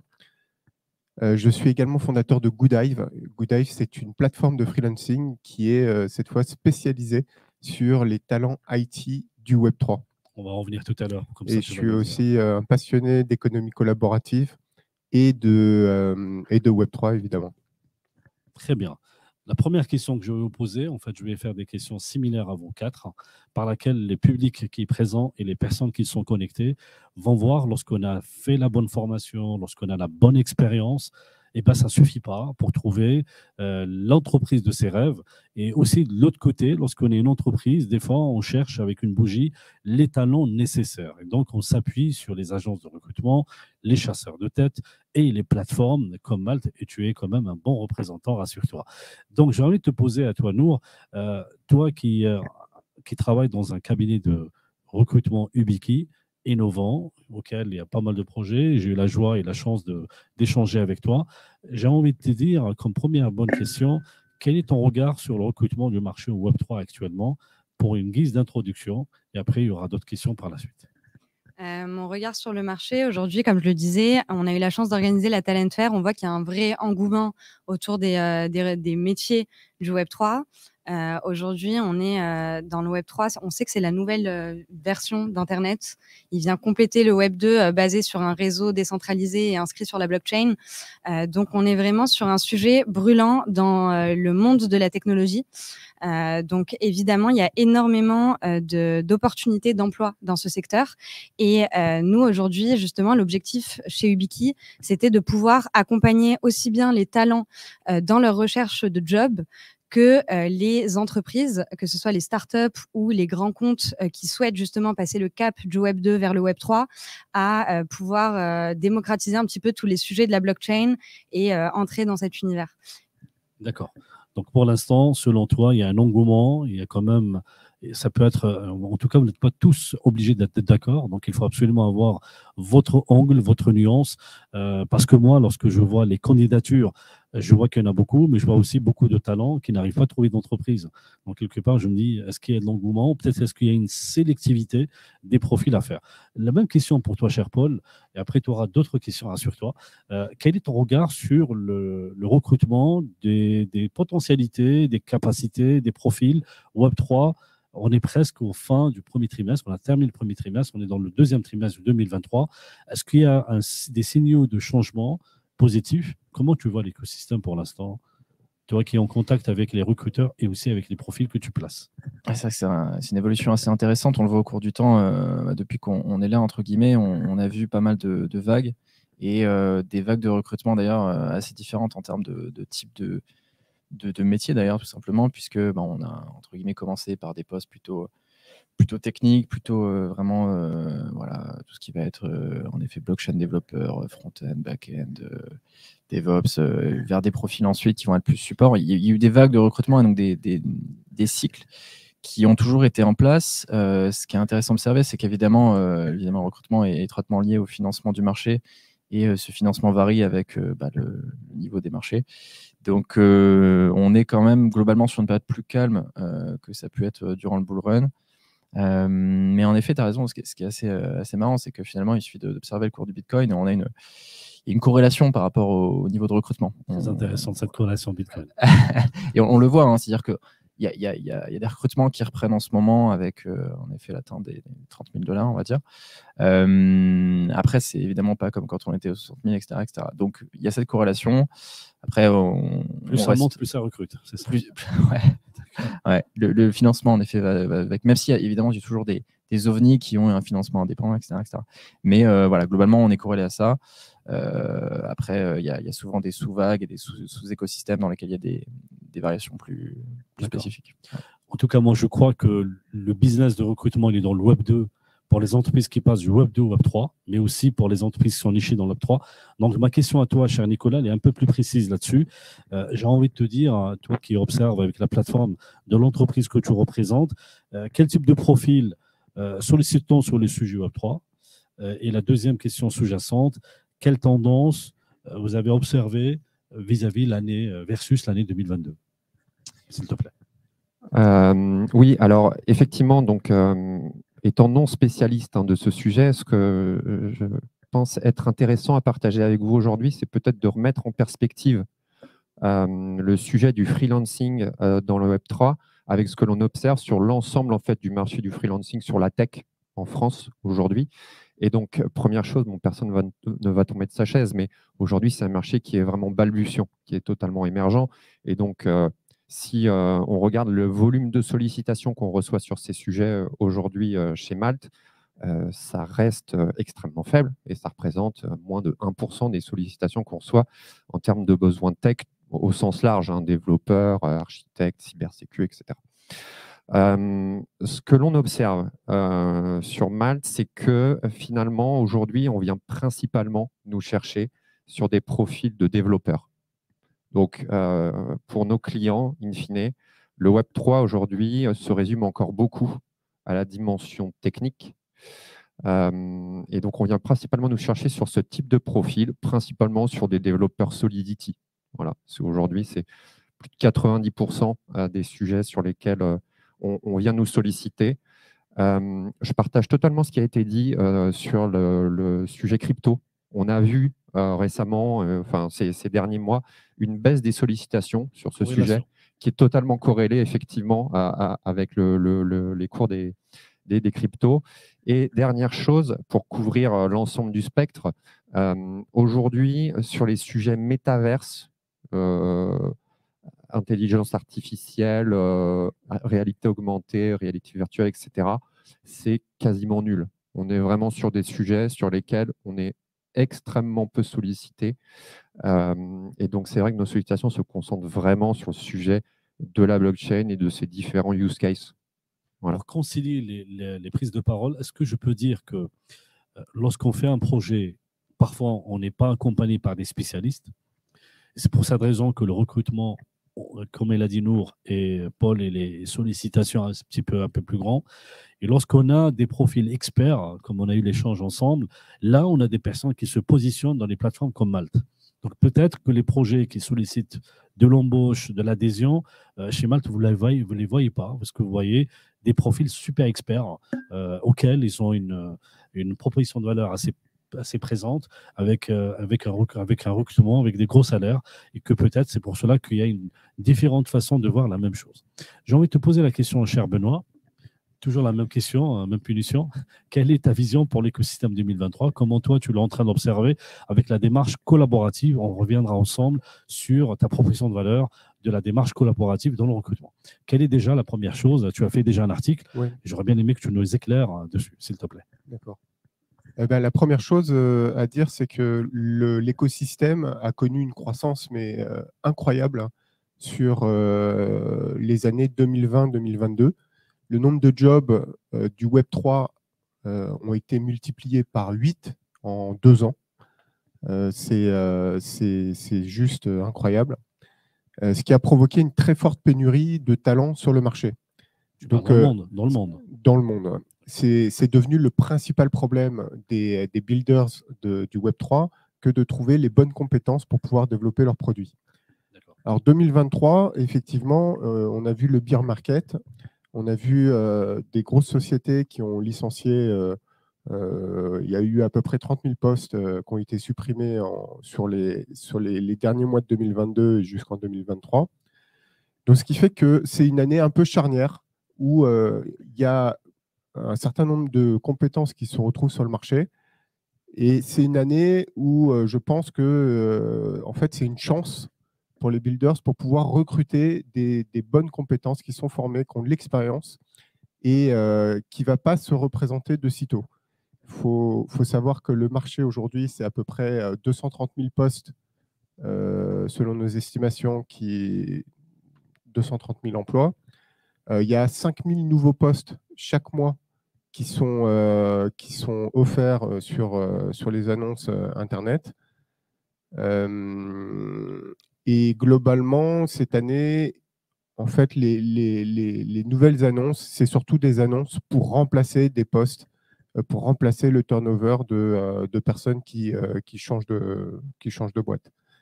Il n'y a pas vraiment de nouvelles créations de postes pour cette année. Mais je pense que c'est transitoire et que derrière, on va avoir de nouveau une très forte augmentation du secteur, puisqu'on voit qu'il y a de plus en plus d'institutionnels qui rentrent dans le secteur, de plus en plus de sociétés qui prennent conscience du potentiel du Web3. Et il va y avoir donc de ce fait de nouveau des besoins forts sur les années prochaines. Merci Benoît. En tout cas, on reviendra après pour que tu nous donnes un tout petit peu comment ton entreprise ou ton projet il est assez innovant dans justement de donner une réponse au recrutement. Je reviens vers toi, Nour, s'il te plaît. On a vu que même dans le travail traditionnel, on n'est pas obligé d'être dans l'Op 2, de voir qu'il y a des débrouillards, il y a des personnes qui arrivent à décrocher du job parce qu'ils font la présentation à l'entreprise, parce que tout simplement, ils vont faire un bon profil LinkedIn. Ils arrivent absolument à mettre en œuvre leur qualité. Et il y a d'autres qui sont un tout petit peu timides, introvertis, et finalement, ils n'arrivent pas à se faire remarquer. Quel conseil tu puisses donner, vu que toi, tu es dans une agence de recrutement, afin de capter l'attention de ces personnes, de développer leurs soft skills, pour permettre d'augmenter leur employabilité? Quel conseil tu peux donner en général et dans le Web3 avec laquelle ton agence opère? s'il te plaît. Alors déjà, sur cette question, nous, chez Ubiki, on a constaté qu'on avait différentes demandes qui sont récurrentes de la part de nos clients, que ce soit en start-up ou en grand compte, sur on m'entend sur 3 grandes catégories de métiers. Donc, on va avoir la tech, le marketing ou encore sur un volet juridique, tout ce qui est compliance. Et on ne va pas aborder ces talents et ces profils de la même manière. Nous, par exemple, sur les profils de la tech, on a dû innover nos méthodes de sourcing pour aller justement chercher ces profils qui ne souhaitent pas tous avoir, comme tu dis, Mehdi, un profil LinkedIn détaillé et avec...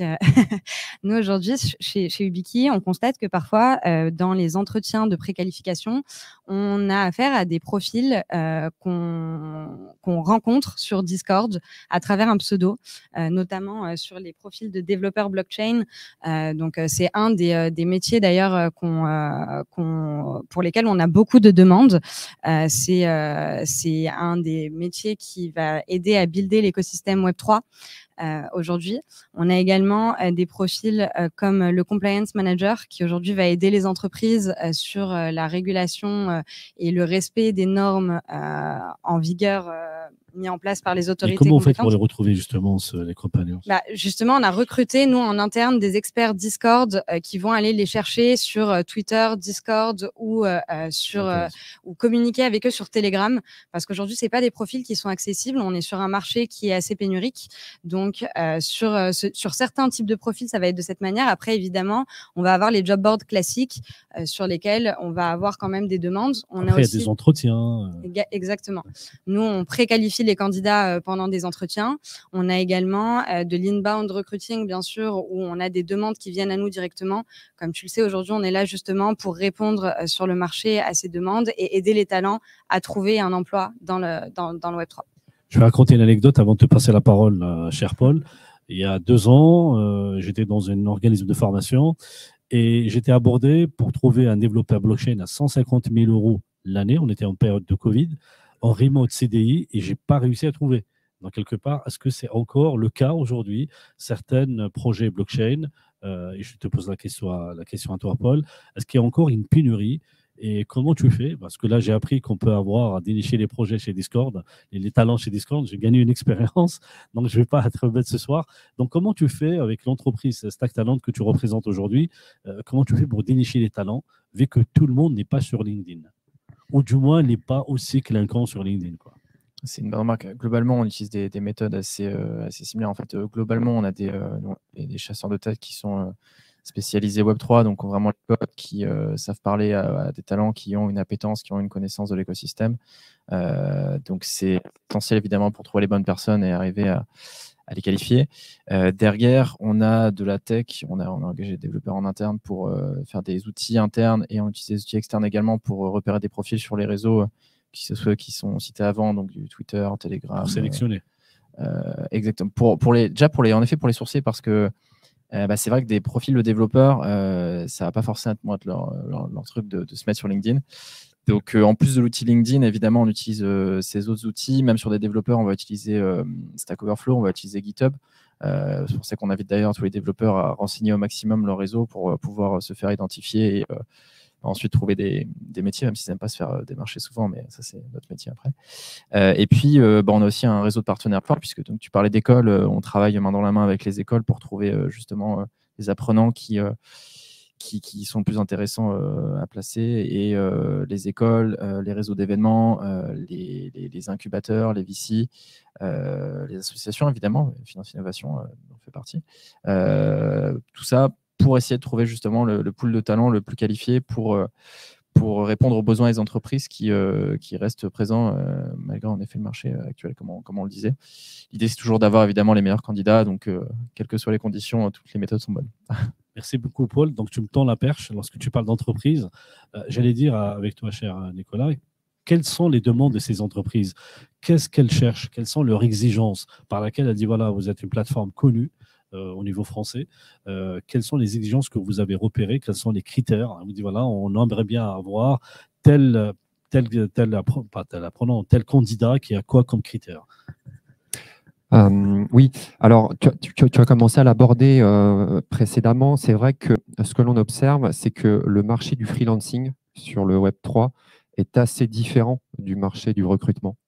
On ne vient pas chercher les mêmes types de profils en freelance ou pour un CDI. Et par ailleurs, le profil des entreprises qui sollicitent ces experts est également assez différent entre le freelancing et le recrutement.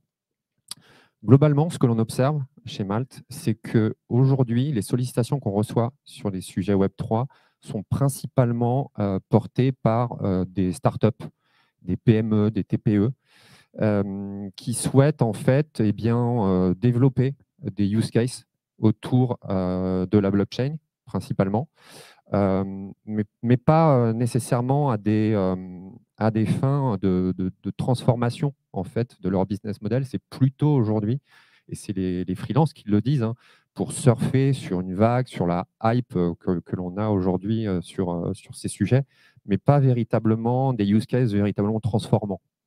Voilà. Donc, c'est principalement cette typologie d'entreprise qui vient chercher des experts Web3, extrêmement peu de corporate, donc de grandes entreprises, qui, en fait, aujourd'hui, tâtonnent sur ces sujets.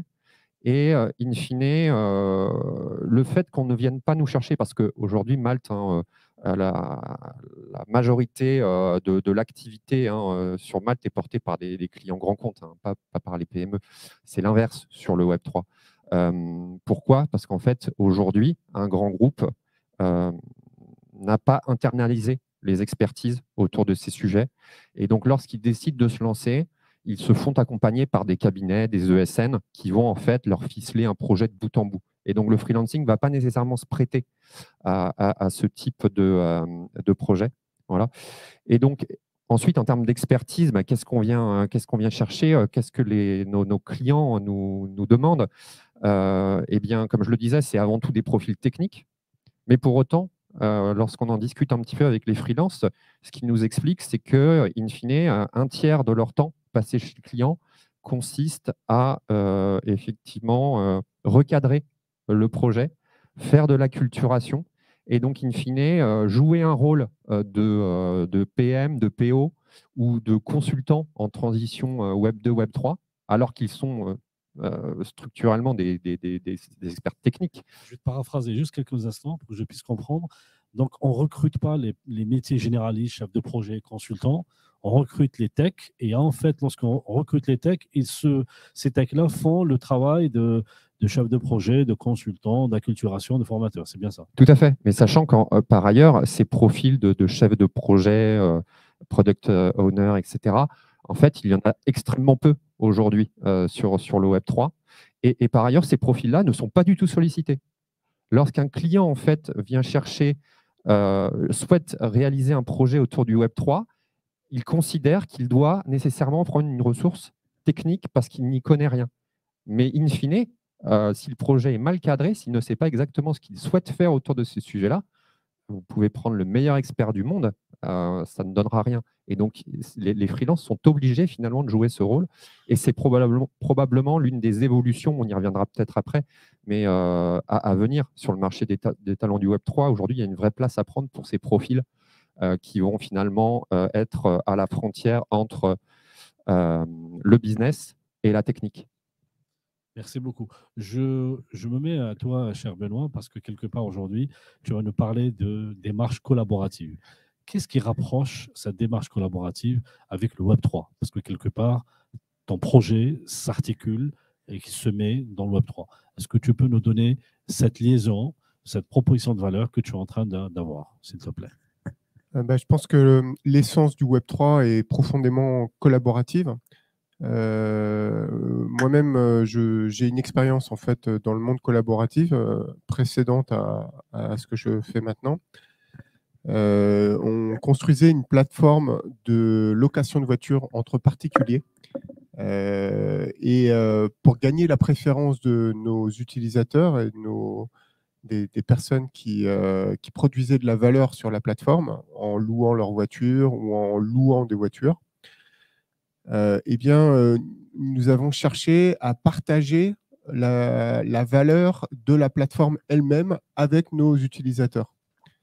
Et donc, au départ, on essayait de le faire via de l'equity, en partageant le capital de la société, et c'était ultra compliqué en termes juridiques.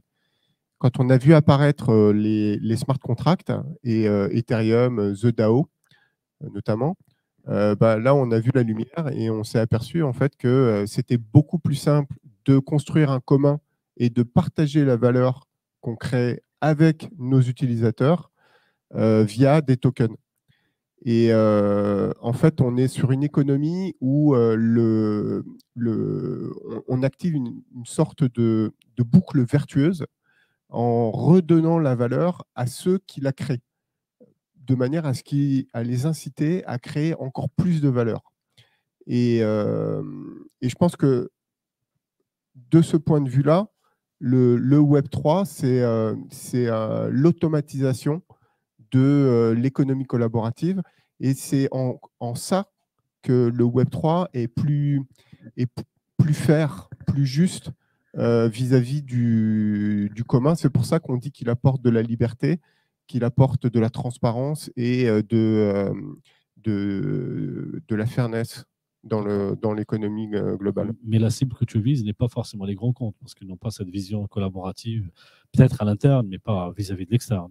Je pense que les grands comptes y viendront également, puisque c'est des éléments de fidélisation, c'est des éléments d'engagement qui sont clés, dont ils ont besoin pour pouvoir construire les communautés dont ils ont besoin et pouvoir compter sur des communautés de développeurs, par exemple, sur des pools de freelancing qui doivent garder dans leur escarcelle pour pouvoir assurer la continuité de leur projet. En tout cas, merci beaucoup. Dans la première table ronde, on parlait de formation, mais on parlait aussi de l'incidence et l'impact des formations pour le recrutement. Là, je pense que c'est un peu pareil. Je veux aussi dire quel est l'impact de la formation. Est-ce que la formation initiale joue un rôle important ou est-ce qu'elle est équidistante en égalité avec l'expérience qui prévaut l'une sur l'autre, selon vos clients Nour, de pouvoir chercher la perle rare auprès de vos clients? Parce que quelque part, vous êtes l'intermédiaire entre les apprenants, les participants, ceux qui chargent du travail ou des missions, et ceux qui sont en train de dire on aimerait bien avoir l'interlocuteur privilégié, le chef de projet, le développeur, etc. Qu'est-ce que vous regardez? Formation, expérience, un peu des deux? Aujourd'hui, nous, on constate que dans l'écosystème Web3, on est principalement talent-driven. On regarde principalement l'expertise des talents. On ne va pas être focus comme on n'a plus les mêmes codes un petit peu du recrutement qu'on avait auparavant. On ne va plus regarder la localisation un petit peu du candidat, sa formation ou ses critères un petit peu si c'est un homme ou une femme, ou plein de critères qu'on pouvait avoir avant dans le Web 2. Nous, aujourd'hui, on va vraiment être focus sur l'expertise Web 3. Et je rejoins mes camarades tout à l'heure quand ils parlaient de pénurie de talents. Aujourd'hui, on manque énormément de talents. Et si j'ai un conseil à donner, c'est formez-vous. Nous, aujourd'hui, chez Ubiki, on dit souvent que du Web 2 au Web 3, il n'y a qu'un pas. On a justement monté une offre en Training Lab pour pouvoir accompagner les consultants du Web 2 à évoluer vers les nouvelles technologies du Web 3. Donc, en association... En fait, j'ai envie de te paraphraser. Si je comprends bien, c'est pas la formation la chose la plus importante, mais l'expérience. Donc, on cherche l'expérience dans les personnes qui sont dans le Web 2 et on va les former pour leur donner la coloration Web 3. Et hop, on a le meilleur des deux mondes. Et là, vous allez proposer les meilleurs profils. Est-ce que j'ai bien compris? Bien sûr, aujourd'hui, on est sur un nouvel écosystème, un nouveau monde où on va avoir un regard, que ce soit au niveau tech, au niveau web marketing ou sur tous les différents métiers.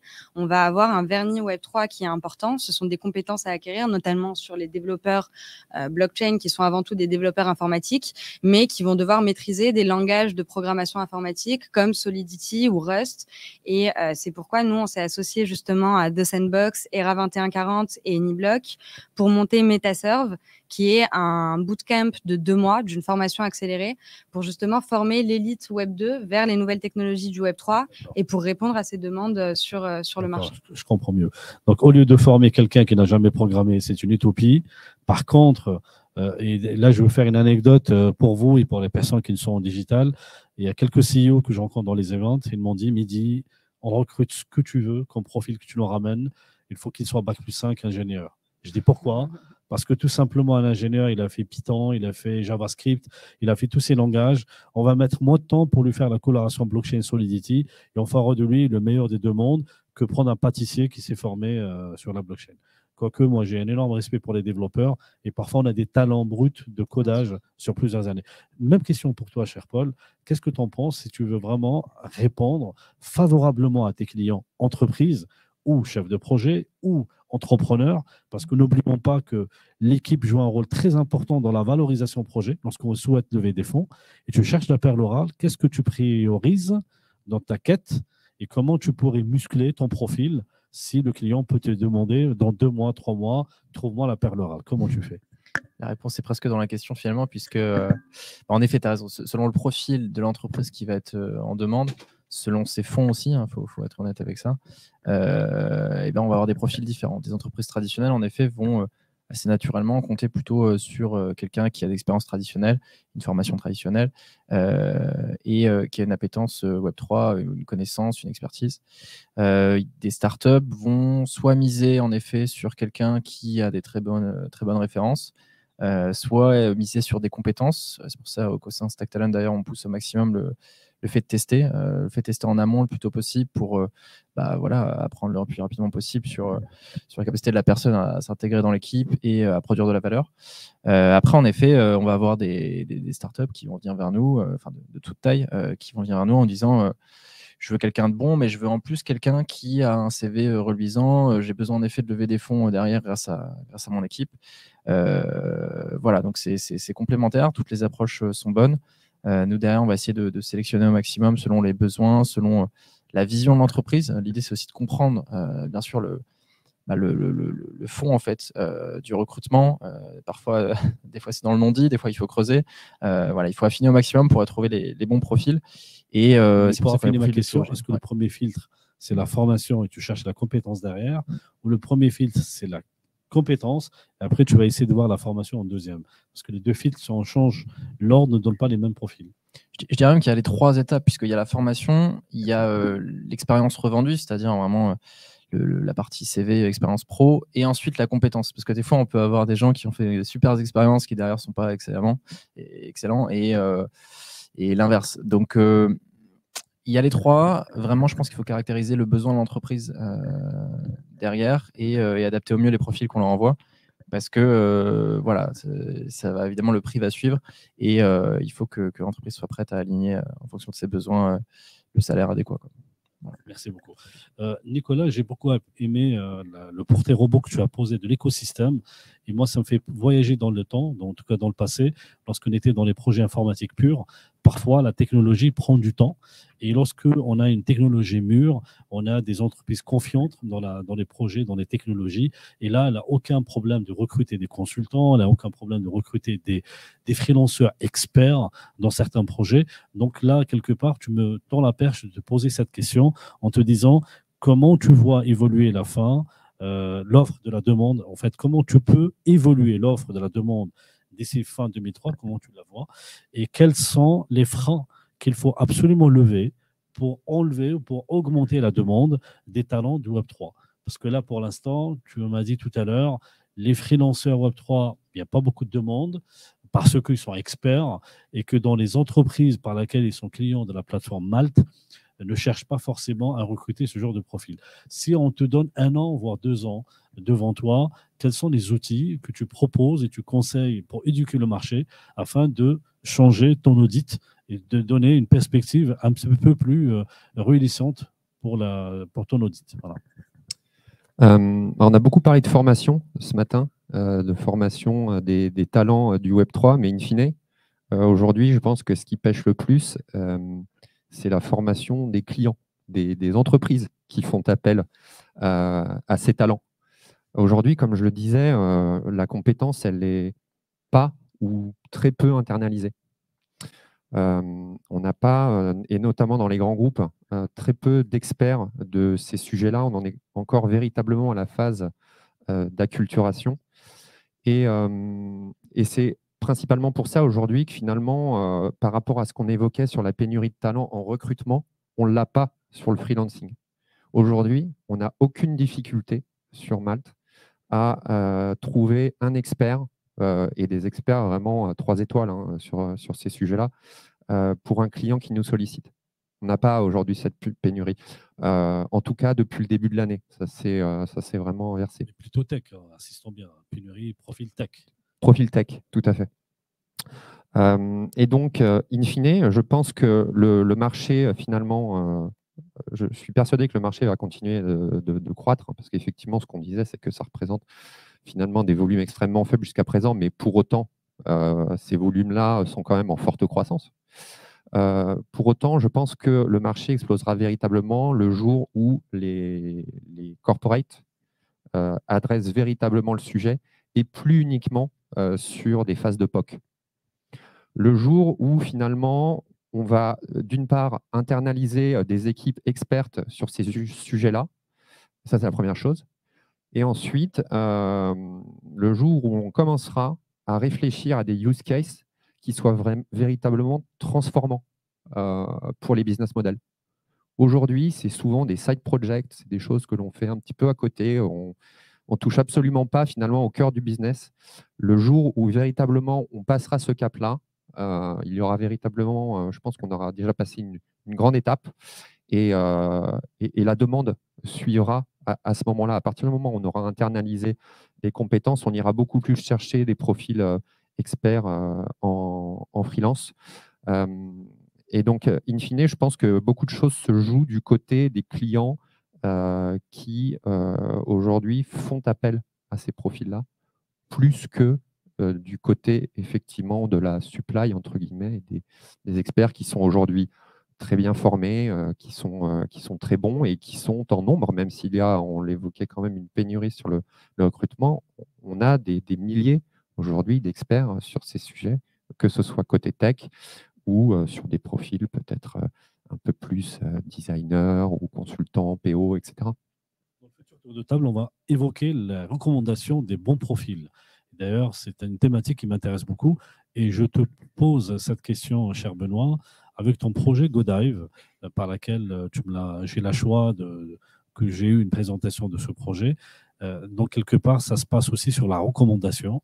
Donc, lorsqu'on recrute un talent qui fait faux bond parce qu'il a une autre mission avec 20 cas de plus, ce qui plombe le recrutement, donc quelque part, tu as mis l'idée par laquelle tout le monde va noter ses confrères et ça permet justement de donner une valeur additionnelle à ton projet de recrutement. Est-ce que tu pourrais m'en parler quelques instants pour moi et pour les personnes qui nous écoutent, cette faculté collaborative de noter les talents et de pouvoir les recommander et d'avoir une sécurité de recrutement pour les entreprises? Oui, tu veux parler de e-réputation ou Exactement. Voilà. La e-réputation, c'est un sujet qui est transverse à beaucoup de plateformes aujourd'hui. Et effectivement, c'est quelque chose qui se fait déjà dans le Web 2, de pouvoir noter la prestation d'un consultant, par exemple. La différence dans le Web 3, c'est que cette réputation, elle va appartenir au freelance. Elle va pouvoir la faire apparaître ou pas. Ça va être ses données, c'est à travers un NFT par exemple, qu'il va pouvoir faire apparaître les recommandations qu'il veut mettre en avant. Tout cela en spéculant que le recruteur est neutre, il est juste dans ses recommandations, parce qu'imaginons qu'un recruteur, pour une raison ou pour une autre, n'a pas donné la bonne notation, pour une raison auquel on ne va pas évoquer aujourd'hui, est-ce que c'est vraiment une casserole qu'il va à traîner injustement cette réputation selon toi? C'est une casserole dans la mesure où s'il ne laisse pas apparaître sa recommandation qui est mauvaise, les gens pourront les futurs recruteurs pourront se demander qu'est-ce qui s'est passé, pourquoi il ne laisse pas apparaître cette recommandation. Voilà, c'est la limite. D'accord, très bien. Chez Ubiki, est-ce que lorsque vous recrutez une personne qui fait une mission, qui vous a donné satisfaction, bah, forcément, vous êtes content de lui et que finalement, il revient quelques mois plus tard et qu'il vous dit, voilà, je cherche une mission. Est-ce que vous allez avoir beaucoup plus de facilité à placer qu'un client, plutôt un candidat que vous connaissez? Ça, c'est vraiment la première tranche.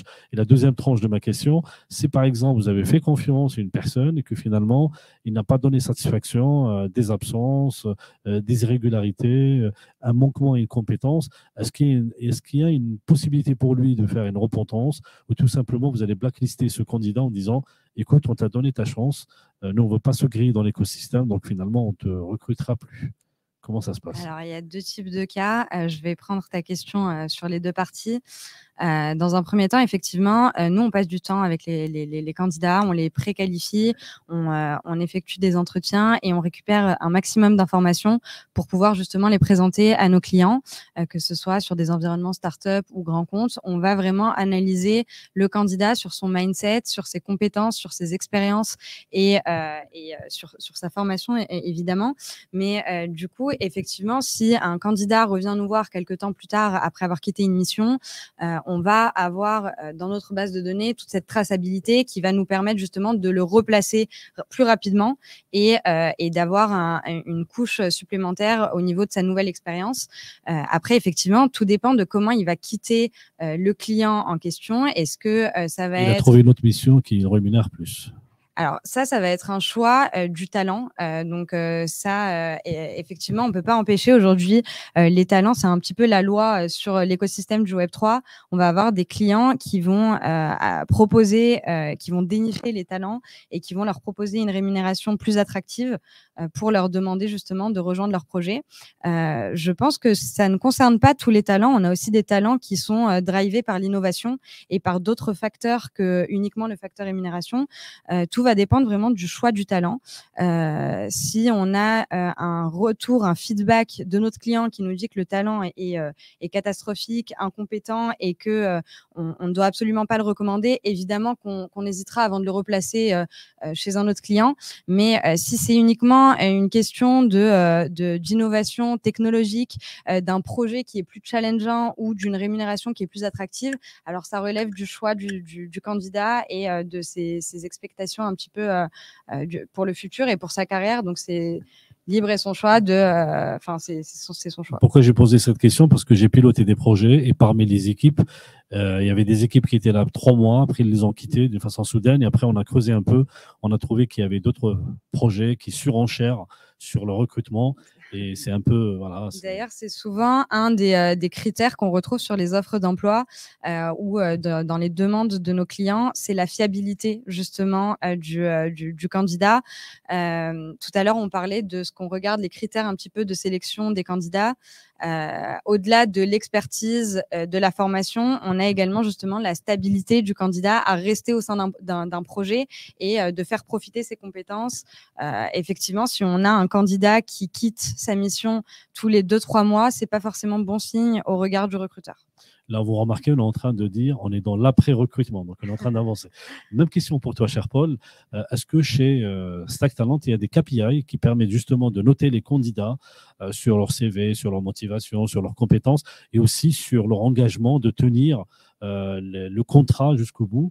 Ou est-ce que vis-à-vis de vos contrats avec le client, la rétribution de rémunération que vous allez recevoir, est-ce qu'elle est vraiment drivée de telle façon que le client, il devrait être sûr que le talent va rester du point A au point Z?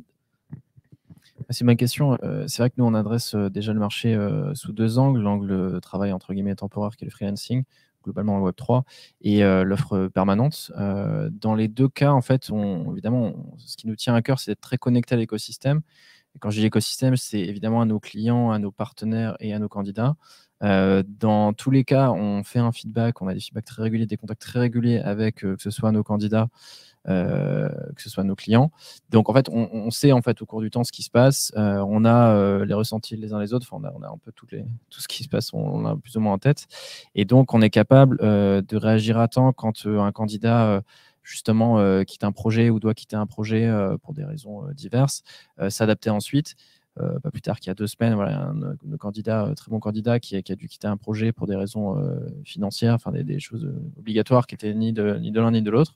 Le lendemain, je l'avais au téléphone et puis l'idée c'était de voir comment on pouvait lui trouver une suite de carrière ensemble. Voilà, évidemment, derrière, on a des histoires d'images de marque qui sont très présentes et on ne peut pas se permettre, en effet, de promouvoir un candidat qui, on sait, a fait faux bond à une entreprise ou n'est pas fiable, ou etc., des problèmes divers. Et la source de cette surenchère, elle est française, européenne ou elle vient de l'autre côté de l'Atlantique? Ce qui est sûr, la question orientée. En effet, il y a des écarts de rémunération qui sont forts selon les localisations et les cultures. On a des candidats, des clients aux États-Unis, au Portugal, en France. On est sur 3 niveaux complètement différents. Évidemment, ce sera compliqué. L'Atlantique, c'est là où ça. Oui. Forcément, on a des salaires complètement différents. Après, des niveaux de vie locaux différents. Mais c'est vrai que pour des candidats qui sont en full remote ou qui sont des entreprises à culture américaine en France, il y a un gap de salaire important. Et voilà. Après, honnêtement, je ne vois pas souvent de candidats qui font les opportunistes à fond chaud. Souvent, ils sont dans une optique aussi ils ont conscience que leur CV est marqué au fer rouge de par leurs expériences et qu'en effet, sur les expériences de CDI de moins d'1 an à répétition, ils commencent à être un peu en danger en termes d'image. Ils en ont conscience. Ils cherchent aussi souvent dans les projets, parce qu'on est souvent sur des projets qui sont assez jeunes, des projets qui ont du financement, qui ont de l'avenir. Il y a une due diligence à faire, même quand on cherche du coup un emploi, c'est le plus gros investissement. Donc, l'ensemble fait que, oui, bien sûr, il y a des mouvements et c'est évidemment notre rôle aussi d'aller récupérer des candidats dans le Web 2 en leur proposant des packages plus intéressants, mais aussi des expériences plus intéressantes. C'est aussi le challenge technique est très important. Donc voilà, il faut remettre tout dans son contexte pour vraiment comprendre la situation qui est en effet assez. Merci beaucoup, Paul. La question que j'ai envie de poser à toi, cher Nicolas, est-ce que le poids de la langue anglaise joue un rôle important dans le choix de la hiérarchie des meilleurs profils? Vu que maintenant, lorsqu'on parle du Web3, on ne parle pas du profil franco-français, on parle du profil internationaux. Donc, on a quand même des recruteurs qui parlent anglais, aussi bien des Indiens, aussi bien de Thaïlande, de Chine, aussi bien des États-Unis. Est-ce que vous avez ressenti cette exigence auprès des entreprises, pas seulement du Web3, mais ma question elle est un petit peu ouverte à d'autres missions. Est-ce que vous avez senti que l'anglais, ce n'est pas facultatif, c'est quand même important dans les exigences des entreprises? Alors, si on raisonne au-delà des sujets Web3, bon, ce qu'on va dire, c'est qu'en global, aujourd'hui, on ne voit plus passer beaucoup d'appels d'offres dans lesquels on ne demande pas un certain niveau d'anglais. C'est devenu la norme.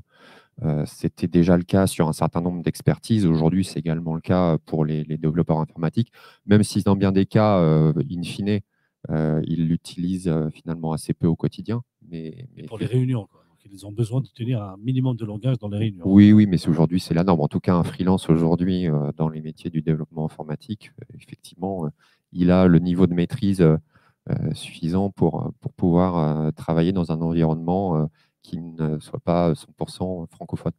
Donc non, aujourd'hui, on n'a pas véritablement de sujet. En tout cas, ce n'est pas du tout un point bloquant sur le recrutement de freelance, notamment sur le métier de la tech.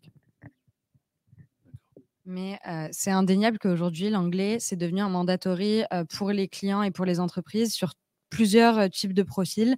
On le remarque, que ce soit au niveau de la tech, pour pouvoir communiquer avec les différents acteurs de l'entreprise. En général, on a des entreprises qui sont en full remote et qui sont donc du coup dans les 4 coins du monde et où la langue principale qui est pratiquée au quotidien, c'est l'anglais. On a également sur les profils de social media management, tous les profils marketing qui vont représenter, exactement, c'est ceux qui vont gérer la présence en ligne des entreprises à travers les différents réseaux sociaux et qui vont gérer toute la stratégie de communication de l'entreprise. Et donc, effectivement, c'est des profils qui sont exigés bilingues, qui doivent maîtriser des sujets, par exemple, de finances décentralisées ou des sujets liés à l'industrie du gaming, des métaverses ou des NFT et qui doivent rédiger du contenu qualitatif en anglais.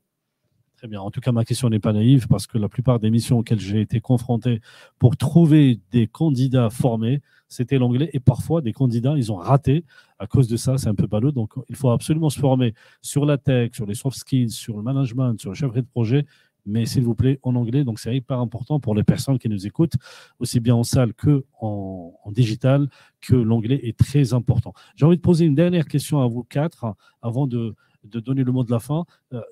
Quelque part, ton projet GoDive, cher Benoît, il est dans le futur.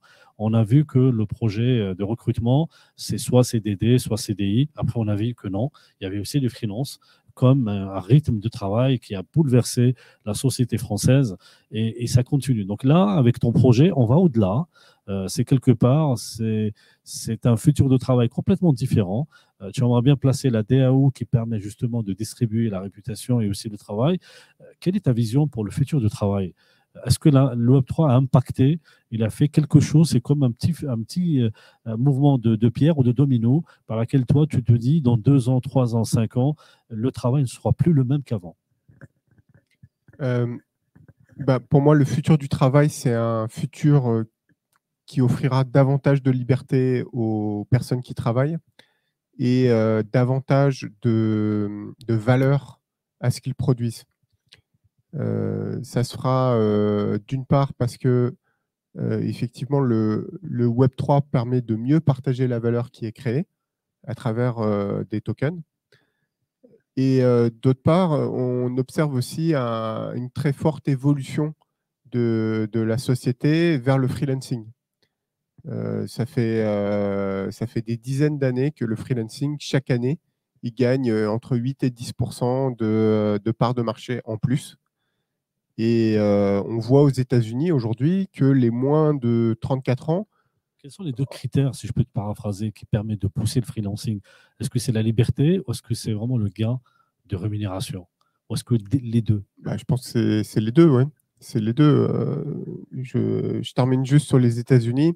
Les moins de 34 ans aujourd'hui, en majorité, ils ont leur principale source de revenus dans la gig economy. Donc dans les plateformes de freelancing, les plateformes de bounties qui permettent de gagner sa vie de manière indépendante. Et ça, c'est une évolution qui est forte, qui va se prolonger. Et à mon avis, le futur du travail, c'est un mix donc, entre ces aspects partage de la valeur qui sera plus juste envers ceux qui produisent la valeur et liberté. Avec la possibilité d'être plus indépendant et de mieux pouvoir choisir ses missions à travers le freelancing. Merci beaucoup, Benoît. Donc, je pense qu'on est arrivé vers la fin de cette table ronde. J'espère qu'elle vous a été utile pour avoir d'autres concepts auxquels vous avez adhéré. J'espère que les personnes qui sont digitales, elles ont apprécié les 2 tables rondes.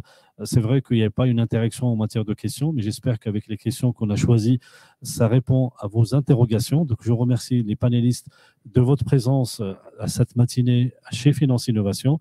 Le recrutement, c'est vraiment la dernière comme station lorsqu'on se forme. Lorsqu'on parle de freelancing, il faut absolument avoir une expérience. Donc, quelque part, le message que j'ai envie de donner, formez-vous, prenez une première expérience dans une entreprise ou même en entrepreneuriat. Ce n'est pas grave si ça ne marche pas, il y aura toujours une deuxième expérience. Et finalement, on apprend beaucoup plus de ses échecs que de ses réussites.